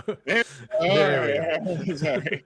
So you did it. No equilibrium. And back in the production, they also surmised, as the caster did, that it was probably side dependent. That it was when you crashed, you were on the right side of the map. Do you concur? Oh, was that equilibrium? I didn't even notice. I was still waiting for it to pop for my bot to do nothing. Yeah, I did always screw up on the right side, didn't I? So maybe the left is okay So yes, for some reason. I looked through the analysis of the old replays that when we made a thing, you were on the right side when it happened. So right now the common thought is that you are on the left side now, and so whatever you coded in may have just worked because it's where it is. But yeah, so I think when I look at the coordinates, I usually try to split it up as top versus bottom. But on a map like this, it does left versus right instead. But maybe that logic ended up being left versus left. I don't really understand. Yeah, I'm at a loss. I don't know why it worked this time. And one thing I noticed is your placement of your factories and whatnot looked a little off. And I don't know if that map specific or is that more coordinates shenanigans? No, I think that's as I have it coded. Okay, that's how you know. It likes to kind of prefer to give myself full vision of my main base, just in case of proxies and stuff. So it'll usually put like the first structure in the corner if I'm not walling off. What was up with that unsiege? That like just off unsiege that we had just before the Marines hit? It could have been that the bunker just finished, so it wanted to come up closer to the bunker. It could also be like as soon as it sees a Marine, it says, hey, that Marine's like 17 range away. Let me move up closer. Even though the Marine's going to walk towards the tank anyways, it doesn't recognize that. So it unsieges right at the start of it as soon as it sees a unit, which is, really bad code. The last thing you want your siege tank to do is unsiege the moment it sees something. So wait, is that just calculating the range of the Marines versus the like, is it the bunker that sees the Marines first and that activates the Right. So the bunker sees the tanks are- Marines, and the siege Yeah. tank says, okay, here's some Marines that are 20 range away. Got it. Now, sometimes when units are 20 range away, you want to move forward and re-siege, but sometimes you don't, and you gotta have like the right logic to work for at least most of those scenarios. And one thing I did notice about, speaking of logic, you had a supply block. What was up with that? Is that Yeah, just these usually the first start of the game is kind of hard coded, where yeah. like this is my build order. I like to build things in this direct order, and then during that kind of hard coded portion of the game, Benbot's building a bunker in my main base, and I'm pulling a whole bunch of workers, and I it's see, messing I up see. all my mining timings, and yeah, something probably just got messed up, and it just fell behind on its depot production. When you do you do it by the time or do you do it by the supply? When do you fall off of the hard coded versus back into logic? Not by either. Just I just have a hard coded build order, and when Oh, it's straight. when it's done Oh. that, then it goes into the generic stuff. So it depends Okay. on the build that's using. Sometimes it goes all the way up to a third base in the hard coded portion. Sometimes it's just like Oh, it's build 1-1-1, and then it's done. Okay, it, so it's it all build depends on dependent. the build. Yeah.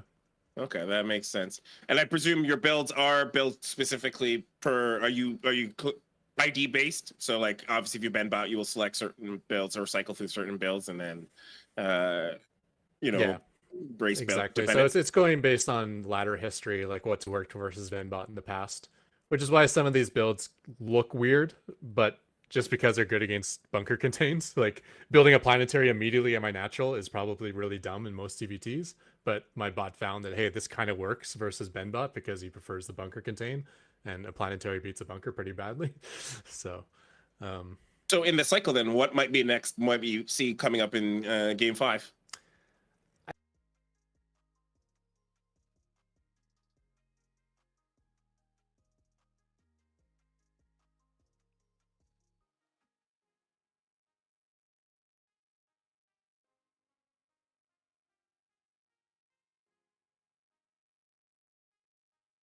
Go I think casters. we're done. Oh, no, and we no, came back. we're not. Oh, I guess not. All Yeah. right, back to the casters. Let's go.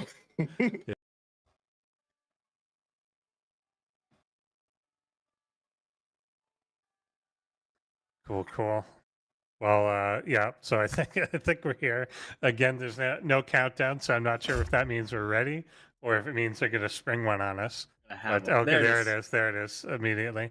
But yeah, interesting. I kind of think, and that maybe makes sense. So like, is it? I'm trying to think of a counter example to this. But if you're on the top in most of the cross position maps, you're usually on the left. It tends to be top left and bottom right. So if he, yeah, is it? So Yeah. I know there definitely are top rights and bottom lefts, but I Yeah. wouldn't know. Okay. How often?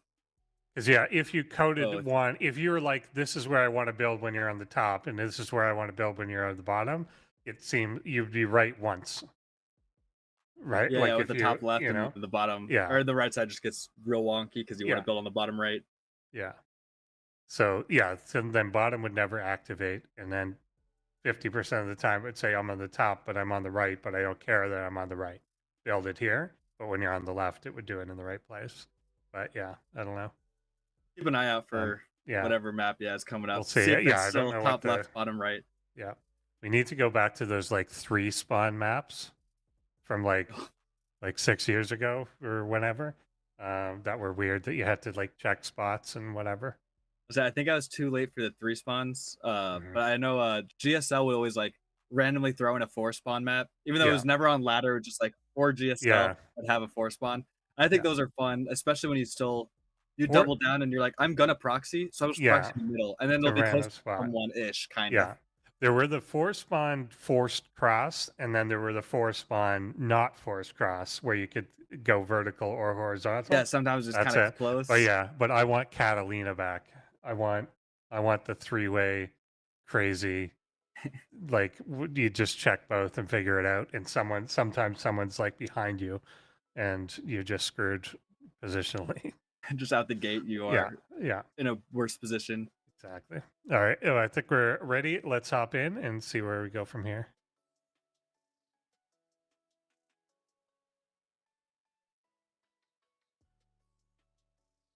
maybe.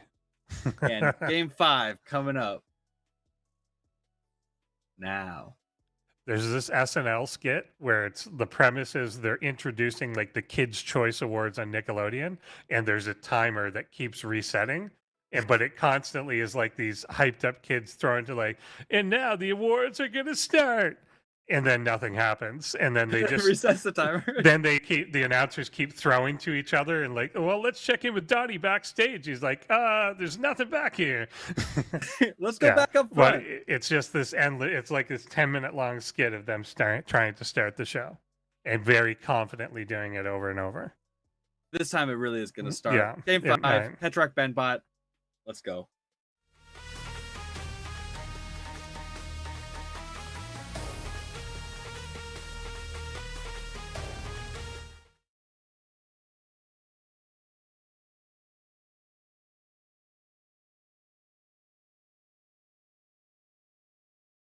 Benbot BC.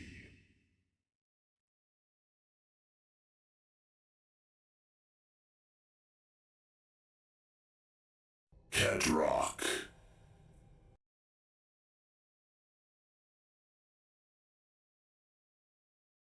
Mhm. No barracks on the map. No. Bunker at the home. But I feel like this is the perfect build for Ketrock to go that fast expand that they've been so fond Yeah. of. Yeah, and he's kind of going defensive and later too, so this may work out if Benbot just goes to the tech up. But Yeah, this seems like the closest opener yeah, definitely we've yeah. had. Yeah, They're both getting into factories. They're both getting their gas. Nothing weird tech wise or building placement wise. No proxies. So we'll just kind of strolled into a mid game. It seems like. yeah, makes sense. It's our least eventful opening, but I'm curious now that I think I want to look up like pictures of the maps to All the see maps. where the spawn locations actually are. But of course, the one that's really there. So yeah, there's a few different ones. We don't use it, but Amphion has vertical spawns on one side. Oh, weird. Okay. Yeah, but that's not in our map pool, but it's the current ones. Ghost River is another one that has both on top but horizontal. But again, we're not using it, but we may end up using these next iteration. I remember way back in the day, Golden Wall had the two Yeah. bottom bases, but also like Mm. you could mine out the bottom, and it was a really weird Yeah. pathing. Oh, we have a pretty rough supply block from Ketrock. Mm. And immediately as that depot finishes, another supply block. He's got the CC will take care of it in a little bit. And it looks like that's the plan because he's not building another depot at the moment. Yeah, it seems to line up yeah. fairly well with the with the units building. coming out. Yeah, and that may be again calculated out since there's been no interruption in what's going on. I'm sure it probably is timed. Yeah. There's the interference matrix being upgraded by Benbot, and yeah, they're both just kind of passively going to sit. Didn't even scout or anything, just trusting. Yeah, they don't even know if they spawned. Yeah, they both agreed to no rush 40. All air. Yeah. All right, Banshee coming out. The classic Banshee with some cloak. Raven is going to be here, which is nice, but you do kind of need Raven and a Viking and for it to be in the right spot to actually not lose any SCVs. Yeah.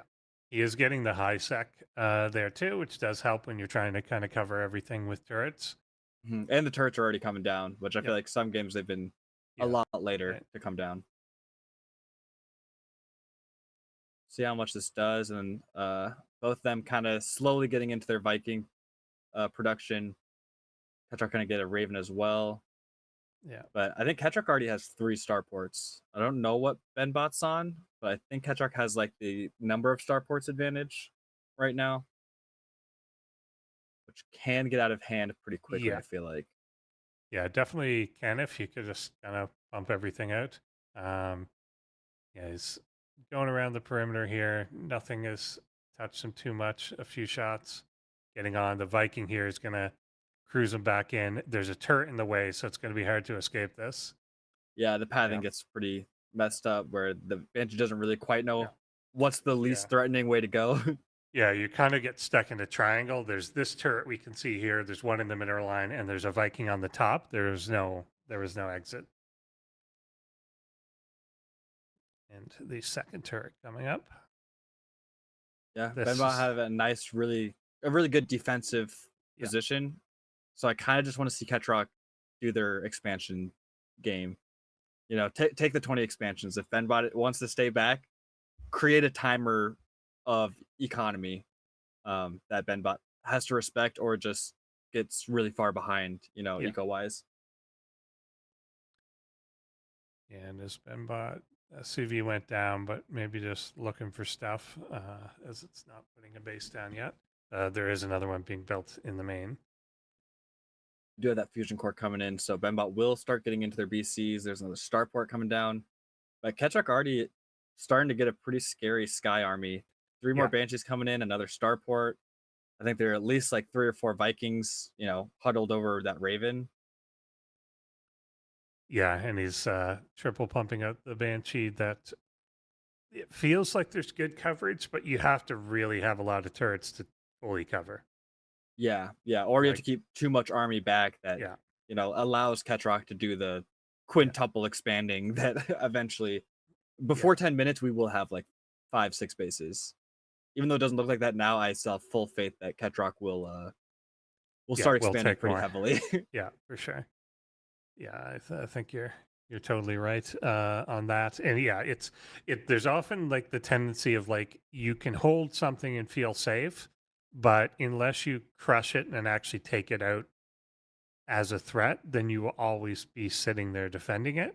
And even if that's not doing any damage to you, yeah, it gives the other side map control and they can do whatever they want. So they've already spent their money on the thing that's containing you, and then whether it does damage or not, they don't have to reinvest in it.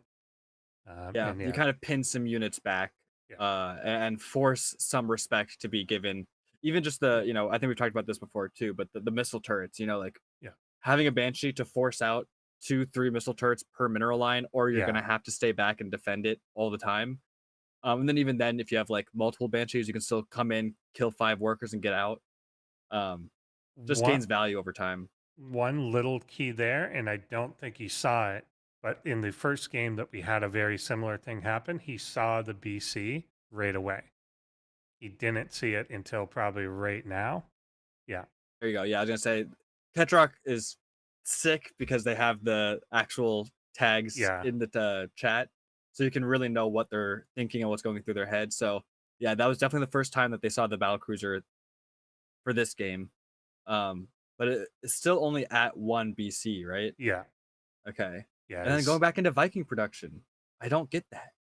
Yeah, I think just seeing so many probably scares it and then feels it needs to do this, which it's maybe not even wrong because 1 BC against that many Vikings isn't doing anything. But Yeah. yeah, and then here we get the Banshee reset there, very big. And then the BC coming in to support the initial shot from these Vikings is able to push that back. Hopefully for Benbot, he would go back into BC production at this point. Yeah. Because I think he needs to do that because that's really the key to him. Like the whole game is based on getting to that BC critical mass, and he is adding another one here. But Ketrock is not going to let up as he does start to take other bases. Yeah, it's getting close to that 10 minutes, and I don't see all 5 the bases that I guessed. But at least they got the 3rd and the 4th. I wouldn't be surprised if the 5th did come down fairly soon, because I feel like army-wise, Ketrock feels pretty good.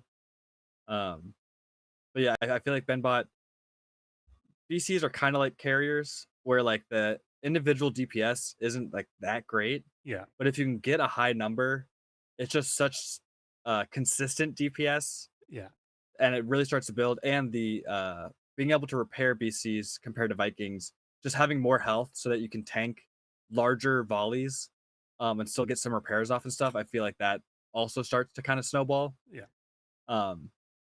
So yeah, we'll see if they can get the BC count up. It is 2 at a time now, and still Viking production on top of that. Yeah, there hasn't had to have been a lot of repair. this is interesting. He does get that turret. Like, that's the correct decision, but I'm surprised he ended up going in with 4. That seemed lower than normal. But he was able to stay out of the range of the Widow Mines, and there were no Vikings there. So he just kind of got in and get the snipe. But And so yeah, and it almost looked similar to the uh, situation what that you were talking about, where he was getting all the Banshees dead because he would jump on one turret, but it'd be like in range of 4 turrets. And he, they would have the calculation of like, I can kill this one turret, yeah. but doesn't really think about the others. That time it worked out perfect, where he just gets the one turret, gets out, and really doesn't lose anything for it. It would be nice. I don't think there is anything like this, but if they added into the Observer tab total repair resources spent, Oh yeah, because the units lost there, as we saw the Observer point out, only 25 gas has been lost, but he's repaired the BC at least twice. So in reality, you've definitely lost hundreds. But does that not show yeah. on the I don't- resources loss? Because I know like it may show in. Does it show in resources? I don't know. Maybe. 'cause I know the Yeah. like if you cancel a building. No. Yeah. Okay, because I know Yeah. building cancels, Canceling does. you'll lose. Yeah. Yeah, you'll be like Yeah. you've lost like 67 minerals, and it's like how the hell? But then it makes sense with you cancel like a pylon and you lose something else. But yeah, repair cost is something that again I don't think about all the time, Yeah. and then you get into the situations where it matters, and you're like, oh yeah, that's not free. You don't just get to do that all the time. And there again, the Yamada cannon for some reason is prioritizing the cyclones, Yeah. and that just seems like not what you want to prioritize in this Viking v Viking war. Yeah, the BCs there lagged a bit behind the Vikings as they came in, and even the BCs themselves. Yeah, They're attacking is the that like SCVs. SCVs? Yeah. Whatever. So interesting what they're prioritizing to attack. Yeah. Because it seemed like they had those Vikings kind of up against the ropes. And here we have, all right, it's 12 minutes, so it's 2 minutes after, but now there are, like 8 bases? 1, 2, 3, 4, 5, 6, 7, 8, 9 base Ketrock. Yeah, Getting a little out of hand. Yeah, a little bit. Yeah, we definitely got to get like a big breakthrough if he's going to go here. That he's kind of got to be on the push out part of this, and we're getting a pretty good fight here. And it The looks like BCs are he's staying gonna, pretty healthy. yeah. Here come the reinforcement wave, but this may end up bad on Ketrock's side as he is retreating away. But This is the best push out Benbot's had, I feel like. These Vikings can't get too far ahead though, or they're gonna run into trouble. And this is also where if Ketrock leaned back into marine production at all, sometimes those can be really nice to kind of keep the Vikings back. Obviously, BCs, they're not going to feel great, but the Vikings are faster, and so you can keep the Vikings away, and then your Vikings can hit the BCs rather than their Vikings, and you kind of are playing the dance with a slightly different unit composition. Yeah. But yeah, if it's just a straight up air fight, Loses one there. oh yeah, that gets a little scary because those losses. Yeah, losing a Viking sucks a little bit. And losing another one. a BC is devastating. Yeah, 2 down there is almost, at this point, I almost feel that that's the game. Oh, yeah. I mean, look at the Viking count for Ketrock now. Yeah. And I mean, if you have 4 BCs, that's half of your army of the important units just gone. Yeah, he can't be doing when you've got no cover for it, you can't go in Yamato. Yeah. Because you can't get away. You can't Yamato and teleport. And this one doesn't have either. Just a little too brave. Dang, this was looking like I thought Benbot was possibly going to get this one, especially the first pushback of those Vikings. Because BCs also just feel so good when chasing, because they're like Phoenix, where they move and they attack at the same time. You don't have to. Yeah. And I mean, Ketrock freaking basically moves and attacks at the same time with his Vikings. Yeah. But BCs literally just move. So when you can get like the opponent to actually run away, the value you get from chasing is just like so much stronger than if Marines are chasing, or these units that have to kind of stutter step and pick off maybe the last one but not really ever get on top of them. BC can really punish that, but the reinforcement Vikings kind of pushed him back, and now the few BC losses have started to really. That's the thing. When you've got someone retreating, you have to keep with you the thing that is making them retreat. And that's what gets separated is the BCs plus a wave of Vikings is why the Vikings were retreating. But then the Vikings went away Yeah. and the BCs kept following them. And then at some point they realized, wait, why am I running from you? You're what I want to kill in isolation. And they just Yeah. turned around. Well, especially with Ketrock, I mean, right now 7 Vikings in production. I don't think they were Yeah. quite at that number when they were No. getting chased, but it was like the reinforcements would be like 5 more Vikings, Yeah. which is like a significant difference Mhm. in army value and Yeah. army ability to really punch damage in. And we've got noticeably too here now the big Raven count. Yeah. Early that was relatively small, so you'd have a turret coming down as a deterrent, but now having like 8 turrets coming down potentially is going to stop any pursuit. Yeah. Almost taking the role of like Marines Yeah. for the Vikings. Yeah, Of just yeah. like, you can't fly over this because you can't hit it. Yeah. So they're like, there's no winning situation for you if you've taken engagement over these. And I actually really like from Ketrock, the Banshees early on kind of serve as the tanks, and he does get tanks as well, but Yeah. because Benbot had an okay Marine count like really early on, kind of before getting into like BCs and stuff. But when it's Viking Banshee, the Banshees can push away the Marines, and then the Vikings still get to fight anything in the air. And so it's kind of a more mobile unit dance that you can do to really get away those ground Yeah. units and the defending support units for the Vikings. These little dancing Vikings. Yeah. Well, Feeling that's good. that's a good move. That's a good move. The Sidewinder. The shimmy. Yeah. Yeah. And yeah, and now that's a game of, you know, eco and just attrition. Tetrock is just this is where they love to be. Yeah, and Benbot never even getting to a 4th in this game. Like before, we had like Ketrock takes everything, but Benbot had 4. That's a full Mhm. economy. It never even got to that point. We're on a 2 base economy at the moment, and really 1.5. So And it BC just never gets production's there. a production that you really need the eco to be right. Yeah, You know, if yeah, you want to take yeah. advantage of you having 4 starports, you're gonna need 4 bases. You need, especially if you're repairing and, you know, doing everything else, getting any other units in. You just need more. I like the amount of widow mines that we're seeing. Yeah. Because this clump. Oh my god. Yeah, I they saw the get line so come up for a close, second. but yeah, they get so close, but it never quite goes off. Especially with the Ravens now, Yeah, it's always going to be seen. What before last game, it almost seemed like the Ravens were kind of forgotten about in that Yeah. mid game, and it was mostly just Banshee Viking. And there, you could really see it happening. If you have 12 Ravens, I don't see them just running into the widow mine and not killing it. Yeah, we're about to lose our last even semi-mining base here. There are only like 2 patches left, but that's going to pretty much do it for mineral income. I guess there must be something left at the natural here. But yeah, like a couple patches. Yeah, I think it's 2 patches Yeah. that are not long for this world. Yeah. Yeah, and you can see the struggle to repair. The moment the gas ticks up, it immediately goes down as SCVs are spending it. And yeah, I think just the Ravens would be able to take out what's left. Mm-hmm.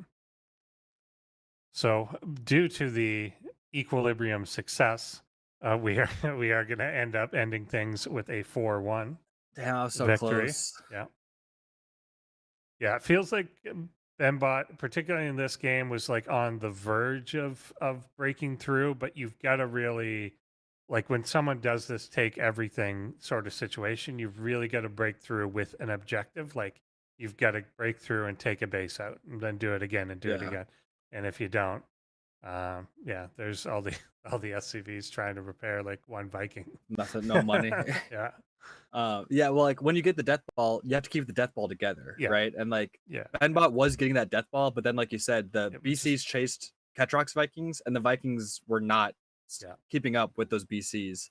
And so eventually Ketrock can just turn on those, and if the death ball isn't together, it doesn't really work. You know, the whole point is that like all these units kind of support each other, and can shine where the other ones don't shine. But it was a little ugly engagements, and Mhm. Ketrock yeah. dominates with a 4-1 victory Champ. in our grand There you finals. have it. There you have it. 2024 Season 1 Grand Finalists. Ketrock from the jaws of being in the scrap pile, thrown out at first, brought back to life, wins his match, and then wins the whole tournament. Raven, long ass game, Ketrock. Yeah, you try to beat Benbot quickly, man. That guy is a sturdy bot. So there you go. You did it, but like, and we'll see if we can get a little bit of analysis in the last game. But I was a little shaky because I saw you had a supply. Like, I know it's not a big deal, but like you got a supply block, and I was wondering if that was going to supply. Like, I was like, is this something that's going to be snowballing into more and more? But I think that was timed out. It looked like a supply block, but I think that was calculated out. I think so. Like me. we're talking back in production because it came up as a discussion, but I was like, I don't know, and I thought I would bring it up, but what are you just supply blocking yourself? That's it. It might be an issue in the build order, actually. Maybe it's not. Like, it's a build I haven't looked at in like 3 years or something, so there could be a problem with it. But maybe everything was busy and it was okay. Maybe like I think it was. The planetary was upgraded, maybe the orbital was upgraded, maybe all the tank structures tech seemed annoying, but once the tank started and it supply blocked, that orbital command seemed like it was perfectly in line with the Raven tank. We're gonna finish at the same time, and then you're gonna have more supply, and then you're good. Yeah. I'll take a look at it though. That's one of my better TVT builds, so I want that one to function correctly. So hopefully we'll get some clips and highlights as we're talking. But what I wanted to say is that, like, your Viking counts, I think, and the casters will be able to help me out here. But I feel like one of the key things that you really did over Benbot in these last games was your expansions, and then your Viking counts seemed to snowball over Benbot, despite the fact that the BCs I thought were going to absorb a lot of the damage. I was a little surprised. Yeah, like Yoshi said, I don't really add much marine buffer to my army, which does allow me to build more command centers with all those extra minerals I'm not spending on marines. Yeah, it's a build when I really started to challenge Micro Machine back in the day. So it's a lot about air control, because if you get air control, then your tanks can beat the opponent's side's tanks. So there's a lot of coding around that, and then it just works out well versus BCs if you're fighting for Viking control the entire game. Because BCs are kind of useless unless they have air control. Yeah. Or if you can hide behind missile turrets or something. Like when they start to like 2-3 shot them, or like 2-3 volley, then it just seems like they can't even get their Yamatos off without losing that BC, which is like obviously a horrible, terrible trade. Yeah. Yeah. Vikings can kind of kite them forever, like, and not take any damage. So even if you lose a Viking to Yamato, if you kill all the hit points of the BC, it's probably cost the BC more to repair than the cost of a Viking. Yeah. Yeah. Yeah, I feel like if you're ever Yamatoing while you're being shot, you're wrong. Like that, because it takes so long to go off, like particularly if there's multiple. There doesn't even have to be that many Vikings to make it not worth it. Like probably 4 or 5. And what's the count for a one shot for a BC to Viking? Oh, probably like 30 Vikings or something. Yeah, 2 shots about all you can hope for. Yeah, he is Yamatoing Cyclones a lot. I'm guessing he's still coded. That was driving me nuts. If you think of what the Cyclone used to be, which I'm guessing is what it's coded for. Remember when you used to lock onto 14 range and do double damage to armored with the upgrade? And it makes sense. Yeah. Back then they were just like BC murderers, and then I could see why he prioritized them with Yamato. They were chasing SCVs while like the Vikings were there, which I know like if SCVs are repairing, in a lot of cases you do want to kill the SCVs, but some of these fights it was like, oh my god, these BCs are like ignoring the Vikings and fighting everything else that's on the ground that will not matter. Yeah. All right, so I think it's been a long time since you've won a ProBots. Yeah, I won once before, and it was at least 2 years ago, maybe longer. Yeah. It's been a while. I think it's been a while. So it's really good to see you back in the like you've always been top 4, top 8. Like that's not disputed. But this has been a while and a good comeback time to and then maybe I don't know if Team Rasper will want to like bring back Eris to make sure that they maintain that equilibrium of their trophies of ProBots. Gotta win with Phobos or it doesn't count. Well, I guess that's up to them. Phobos or bust. I mean, obviously it's not a committed statement, but I think after the last ProBots, I said, I think we'll try Phobos one more time. I think is what he said in chat. So I think we'll give Ketrock one more victory, and then and then we're stopping this. Honestly, it's never Eris who gets me. There's always someone who finds a hole in my bot and just makes my bot look like the worst StarCraft 2 player ever. Knocks me out. Tyr or Zozo or Yada Hunt did it back in the day. there's lots of ways to exploit my bot. I'll put it that way. All right, so like I got a surprise for you all. So let's if Range will give me a solo camera, perfect. So I promised you that I had a surprise, and I think this is a pretty big thing. So I'm excited to say that, you know, as always, we have 3 seasons in the year, and the last season, together in partnership with Humber College here in Toronto, Canada, will help us put on the first ProBots Live Summit. And so that's us, and hopefully we'll get a picture of what the space looks like. We're gonna be putting it on live in this space, doing it up big, ProBots large and in charge. And so, you know, as always, this is to us, you know, it's been a very long time since we've done a live event ProBots pre-pandemic. So this is a callback, you know, to putting it onto an event, but it's not going to be just ProBots. We're hoping with Humber to put on not just ProBots, but to bring in other basically AIs playing games. So that's chess, that's Rocket League, a little bit of Brood War, you know, bring in other bots across it to handle here in Toronto, Canada, at the end of the year. So we still got the season 2 and then whatever the beginning part of season 3, but I'm hoping that this will be, you know, a callback and doing it up just the next level. They saw what we were doing and they're like, how can we get involved? And I'm like, let's bring it live. So this is it. And if you're, you know what, it was Gala's Lost Space. If you're Europe, America, fly on down, come check it out live, meet Endersword, meet the rest of us here. And you can see, and you know what? I've heard you guys, what you've said before. We can do humans versus ProBots live. None of this shenanigans. Live humans versus ProBots. Yeah, we did that once at Meltdown, right? Yeah, we did. And it's definitely a different technical challenge to do humans versus ProBots live, but it can be done. And there's quite a bit of pros that live in Toronto, so I don't have anyone locked in, but you know, one of them's retired. He doesn't count. He got married and everything. Well, Shopify's in Toronto, so yeah, true. So you never know. But really, shout outs to Humber. I'm excited. We don't have dates. If you go to ProBotsAI.com, I have a space where you can put your email, and when I'm ready to tell you the dates and tickets and whatever, that's where you can I'll send it an email.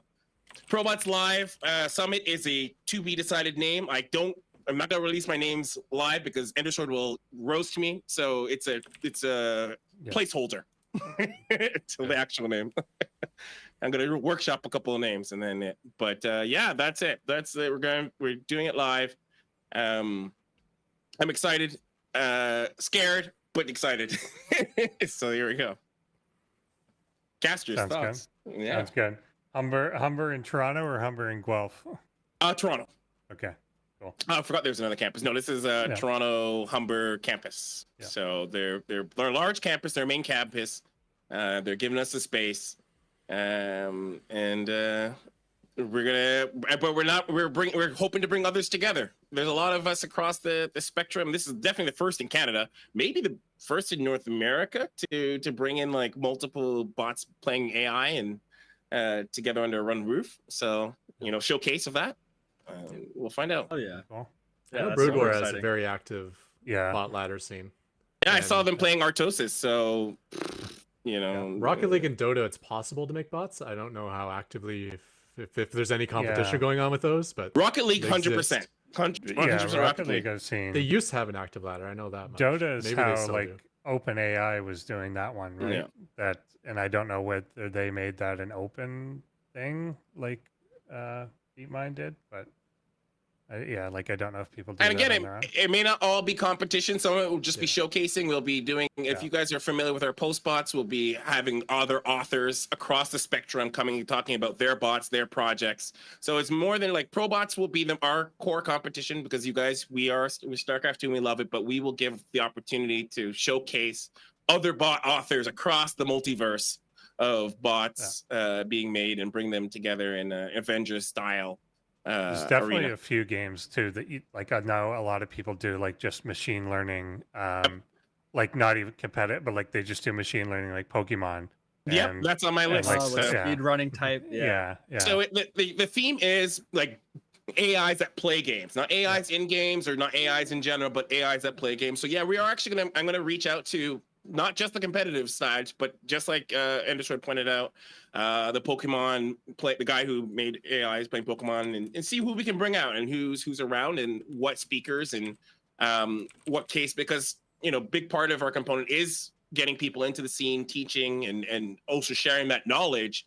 It's our competitive component, but just like Humber being an institution of knowledge, it's trying to bring that kind of sharing of the knowledge in that space. So the focus is AIs that play games. They're gonna work with us. We're gonna work together to try to bring all sorts of different projects together under one roof. So yeah, if you live in Toronto or you're not near Toronto, I'm gonna get you enough information. So if you're gonna fly in, drive in, move in, you have just go to Humber enroll in Humber just College enroll, today. get a nice score, and then you'll just be there already. Yeah, all right. Looking to do one semester in the winter. Yeah. So keep an eye on that, and keep an eye on it. Keep subscribed here to get more information. But if not, go to probotsai.com, throw your email in there, and you'll get a notification from me when we have further details. So we're looking at the winter time, so that if you're not from Canada, buy a coat. So buy a coat. That's probably the best advice I can get you. So it'll be end of the year, probably December. So yeah, I'm excited. Hopefully you're all excited, and hopefully that was hope you guys enjoyed this season. I hope this season lived up to expectations. Shout out to everybody in the production. A lot of production has stepped up to make it to make our show a lot better, and we're constantly, and that's caught the attention of Humber and other institutions that are like, yeah, you guys are doing cool stuff, and thank you, production, those in the back, to make our stuff look pretty legit. Yeah. On Best a year shoestring ever, I'd budget. say. Yeah. Yeah, I think every year it's the best year ever, and this is the best year. So absolutely. And BY, thank you for the first year, you being here. Thank you so much. Hopefully, Well done. I want to hear your experience before we get ready to close out the show. What was your experience of casting? You've obviously come from a background of many different esports and human StarCraft 2, but you casted bots. What was that like? Yeah, I mean, it's very it's hard to not like look at everything and be like, all right, well, as a human, like this is what like I think should happen. It's hard to give like the respect to the bots being bots and stuff. But it's always like very interesting games and weird interactions and figuring out what like bots do and don't like to kind of deal with, and like kind of like we were talking about with like the adept shades and these ambiguous things that for humans it's very obvious what calculations you're kind of doing in your head as you interact with them. But it just gets so much weirder when it's kind of like a proxy thing that's dealing with them and trying to explain how it should work. And especially with me, I'm not a coder. I don't know, have not coded my own StarCraft 2 bot. I don't know, exactly how you would like fix a lot of the things I'm talking about. So it's just a very interesting like theoretical world that I live in when I'm watching these games, which I love, theory crafting and all the games that I do play. I like just talking about what would happen or what should happen or what processes should be going on to like think about how that interaction should go down. So in that regard, it's just like, yeah, super fun to try to get into the mind of a bot or, see a matrix, like what they do amazingly. Yeah. What was the thing that was like the most, I would say, culture shock's not the right word, but like the thing that caught you the most off guard about bots in general? The coolest thing that I think is still in my head is Catch Rock. The Vikings chasing the Tempests in like one of the first TVPs, but it was because we were also talking about how like it's sometimes weird to get a certain number of units to jump on another unit, even if that unit has more range. And so like that aspect, I was already kind of assuming the Tempests were gonna like kind of be a problem for the Vikings, for Catch Rock Vikings, but the way that the Vikings moved and attacked and like never seemingly like decreased their speed at all, like it was like a very continuous like move with the Tempest. Yeah. That was like the most impressive bot, like micro that I've seen. Because I feel like pullback micro honestly was like almost disappointing. Like I would expect the Marines to live like even longer than they did a lot of the time, or like the Roach burrows were kind of like on par with what I was expecting of like defensive play, but the aggressive play from the Vikings I think was the most impressive. Like, man, imagine if a human could get a little bit better, and like those Vikings just seem so much scarier when they don't stop to fire and they're like actually moving while firing. They look like Phoenix or something. So yeah, that was the coolest, I think, in my head, micro like situation that I really enjoyed. Cat Rock, he's giving you the compliments of the century. Yeah, because the Vikings, like each individual Viking stutter steps, so you don't even notice it because they're not stutter stepping as a pack. They're all just kind of stutter stepping whenever they have it, so it just looks like they're flowing and not even stopping at all.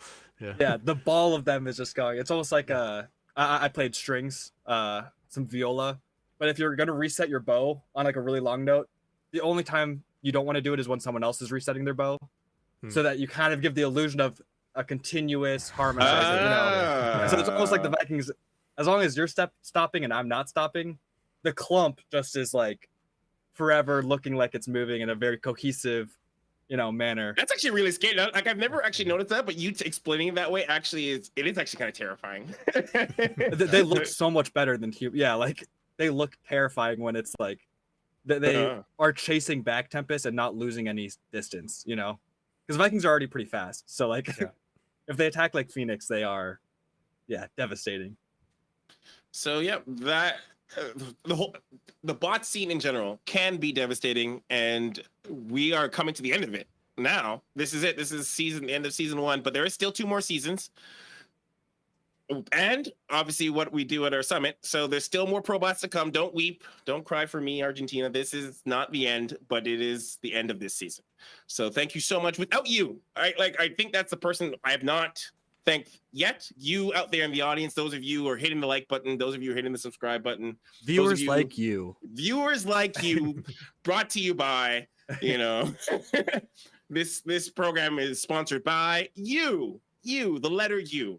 And those of you who go to ProBotsAI.com, you know, become a member. We do, like I said, I have the Mondays where I do the mob bot program. But in the month, we also do post bots. So if you're getting a bot, you can ask questions. This end of the month is Sharkbot. He's talking to us about warp prisms and the ins and out of making them do what you want them to do.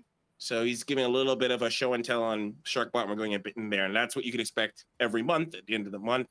Those kind of events. So ProBotsAI.com. But if you want to do it yourself and you just want to throw it on the ladder, AIarena.net. Go there. That's where all these bots come from. They're all on there. They all qualify to ProBots through that. And your bot can too. And then your bot could be here with us in Toronto for the live finals at the end of the year. So it's really that, like, it's that easy, right? Cat Rock, it's like it's super easy. Oh, yeah. No arguments at all. You know, you just gotta get top 12 to qualify. So, you know, super easy peasy. You can just get past Eris, get past Micro Machine. Yeah. I mean, we've definitely had bot authors join the scene and like that's very first ProBots they qualify. Yeah, it's happened multiple times. So yeah, that's true. And you know what? Getting into the 12th spot and it's not impossible. It's not impossible. 12th spot is not for your first bot. There is some time before we do our qualifications. 12th spot's not that impossible. It really isn't. We have seen, like, if we talk about like some of the 12th bots that get squeaked in, you know, there's opportunities to grow. So in the nicest way possible. Yeah. And when you're looking at the ladder, when you exclude the bots that have already pre-qualified and exclude the bots that are done by the same author, you really only gotta be like top 20 to make it in. Yeah, absolutely. And so it's not impossible. Don't feel discouraged. Yes, you saw Cat Rock. Yes, you saw Ares. There are levels you can get through. There's a beginner ladder, and then you can get into the next ladder. So it's not impossible. You can do it. And 7 divisions too. So like, if you have this new bot, you're playing up against other new bots and stuff. So. And honestly, now is like the easiest time to make a bot because, like, I would say when we first started ProBots, people were coding everything from scratch and making everything from scratch. But now you got frameworks that You just pop in a build order and whoop, it works. So you know, Draken can do it, guys. that's why I do You it. can- I should have. I No can do coding it. experience. No coding experience.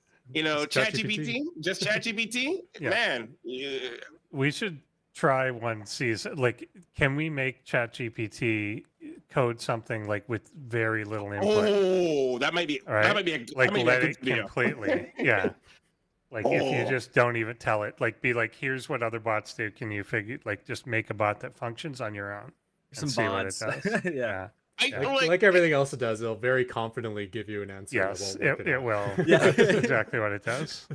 It might be able to code it. Like may not work off the bat. Like when I've been coding with ChatGPT and Copilot, it pulls a lot of the data from like the sample data, and that's where it gets a lot of its information Yeah. from. So I don't know. I might make a video on that. That might be kind of cool Yeah. to do. But yeah, It knows the Oh. Python API. Like you Yeah, can ask yeah. it specific questions Yeah. on building a Python StarCraft 2 bot, and it'll Yeah. start using language or like functions from that language. And well, for Yeah, it's wherever pretty they good. get their data from, they're definitely familiar with the Python and like Bernie and whatever. So if I just asked into ChatGPT when I did my learning of it, I said, "Hey, I want you to teach me coding Python. Teach me like I was a kid learning Python for the first time. Pull it from the Python SE2 API as give me like projects, little mini projects from the Python SE2, and give it to me in chunks." And it knew. So some of its data, its information was a bit outdated because it was pulling from because You it's can- evolved. Yeah, But you can sometimes ask it to update stuff too. So I was playing around with ChatGPT, the chat. I don't even know what to call it. 4.0, yeah, Yeah. like whatever. And so I asked it about like Drake and Kendrick, but it wasn't totally up to date. So I kept asking like, what sort of things are they making fun of each other about? And it would give me like mostly about their rapping skills and their dominance in the whatever. And I'm like, are you sure that's mostly what it's been about? And- Update. Yeah, yeah. But I Make it told clear. it would just say it over and over, and I'm like, "Have you seen this song or this song or this song?" And then it would say like, "No, I haven't seen. There hasn't been one release called that." And I'm like, Go check the lyrics to that song." And then it did it, and then it was like, "Okay, I've updated new information. Okay, Kendrick. yeah." So Like this is it. And that's what Yeah. I would do, especially for you there is like sometimes if you don't get it right, you can just copy and paste, or even the link. You can give it the link, and it Yeah, can and actually it will read it. It'll Yeah. read the link. So Yeah. absolutely. So that's our season. And Sword, you're the last one I didn't get the thoughts from. How are you feeling for where we are now? You're the papa. I thought it was Papa. pretty good. It is, yeah. No, I think those were really entertaining games, and I think the Humber idea and kind of getting together with the other people from other AI communities is fun. And whatever, maybe I'll do a AI I do it for my work stuff, like the AI downfalls presentations and like when not to use it. I could adapt something for that. Yeah. Could Well, be- we have could be fun. we're having panels and workshops, so Yeah, maybe well, you'll have I'll do an a Sword. panel. Yeah, I'll do. Yeah, one we'll for do you. like a panel or a workshop. All right, Yeah. cool. All right, guys. So we'll see you here on ProBots for season 2. Don't go anywhere. Next week, Tuesday, Bits of Code. My next episode of Bits of Code's released. Make sure you watch that. Until then, though, from the ProBots teams, we'll see you there. Good luck. Have fun. Happy coding. I Congrats, Kev. Right.